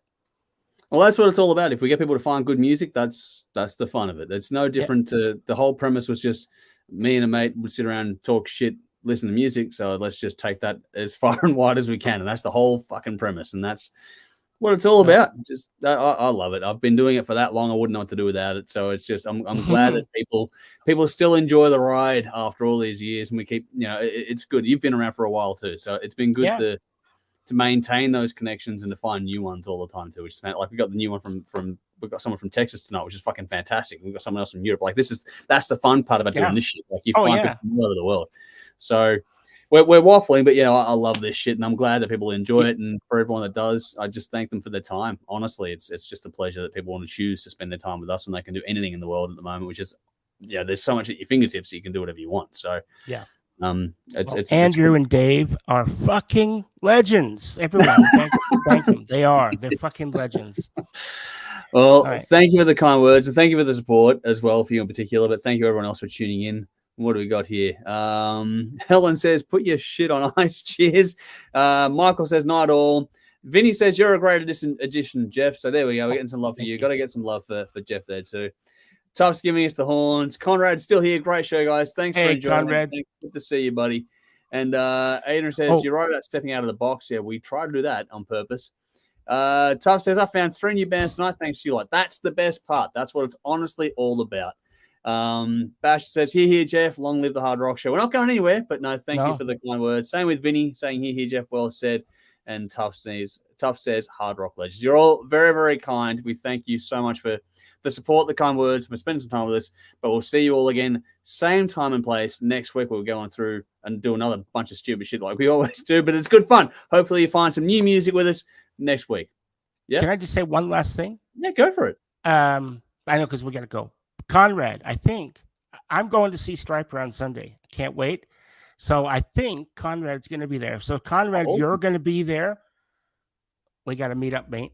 Yeah, go for it. Yeah. Okay. He's got my number. Yeah. So if I don't know. I think he said he was going to be there, but I haven't actually messaged him back. So yeah, Striper, I can't wait. Fucking hell. Nice. I've been wanting to see them. Well, my whole fucking life, really. And the opportunity has come around, and I didn't buy the ticket; it was bought for me, and I get the meet and greet, the fucking VIP, the whole thing. I get to meet the guys. Yeah, so this I'll is post your some payback pictures. for paying it forward for Guns N' Roses. That's what this is now. You know that, right? Yeah, I think so. So I will when I get some photos and stuff. I'll just for Dave. I'll put up a picture of me and Michael Sweet, arm around. Hey, Mike. This is from my buddy Dave. In all seriousness, when you go, if you want to do a review, then let me know. We'll tee something up for you to film something and do a review. All right, cool. Yeah, that'd be cool as well. Like that'd be fun. All right. Well, I'll let you see the photos and stuff. I'm sure there'll be some pretty cool shit. Yeah. I can't wait. Anyway, sorry. Well, I hope you and Conrad both have a fantastic time because I know a bunch of people going to that gig. I know a bunch of people going to that gig. So everyone's going to have a great time. It's going to be a good crowd, I reckon. So it will be. There's like fuck all tickets left too. So I'm glad it's gone so well this time around. So yeah, everything is looking good on that front. No, have a great time with that one. Thank you. We got some more comments here. All right. Rowan gave us the horns and everything as always. Michael says, Jeff, great to see Tim. It is good to get Tim back. So special thanks to Tim for jumping in tonight. Adrian says, Striper, cool band. A lot of love for those guys. Tuff says, even that run in the background is a legend because of you guys. There we go. There's the moment of fame for everyone. Aussie Fox. Yeah, Aussie Fox for wow. Yeah. I'm going to ask him because this is before the show. I looked at their, the FM set list thing that you can look up, albeit. And so my favorite song from Striper is The Way. I'm going to say, guys, please play The Fucking Way. That's my favorite song of all time. Let's find out on Sunday, isn't it? Sunday? Yeah. It's Sunday, yeah. Yeah. So cool. I'm picking Monday off work because I'm like, fuck that. Don't blame you at all, mate. Do not blame you at all. All right, we're going to keep going. Otherwise, if we don't get out of here now. So, but thank you to everyone for joining us tonight. That's all good, mate. Don't worry about it. It's been an absolute blast. We'll see you all again, same time and place next week with more of us doing more of our stupid shit. And Jeff, we're going to get you back next week, yeah? Oh, yeah, I'll be here, bells on. Well, I might be with bells on. Don't say that because you know I know. One of these days, I'm gonna have all my bells on, ding-a-ling-a-ding-a-ling. Yeah. Anyway, yeah. So I should do that. Yeah. One day I'll be back next week for sure. All right. Awesome. Well, we'll see you all again, same time, place, folks. Until then, I'm Andrew. I'm Jeff. As always, drink up and rock on.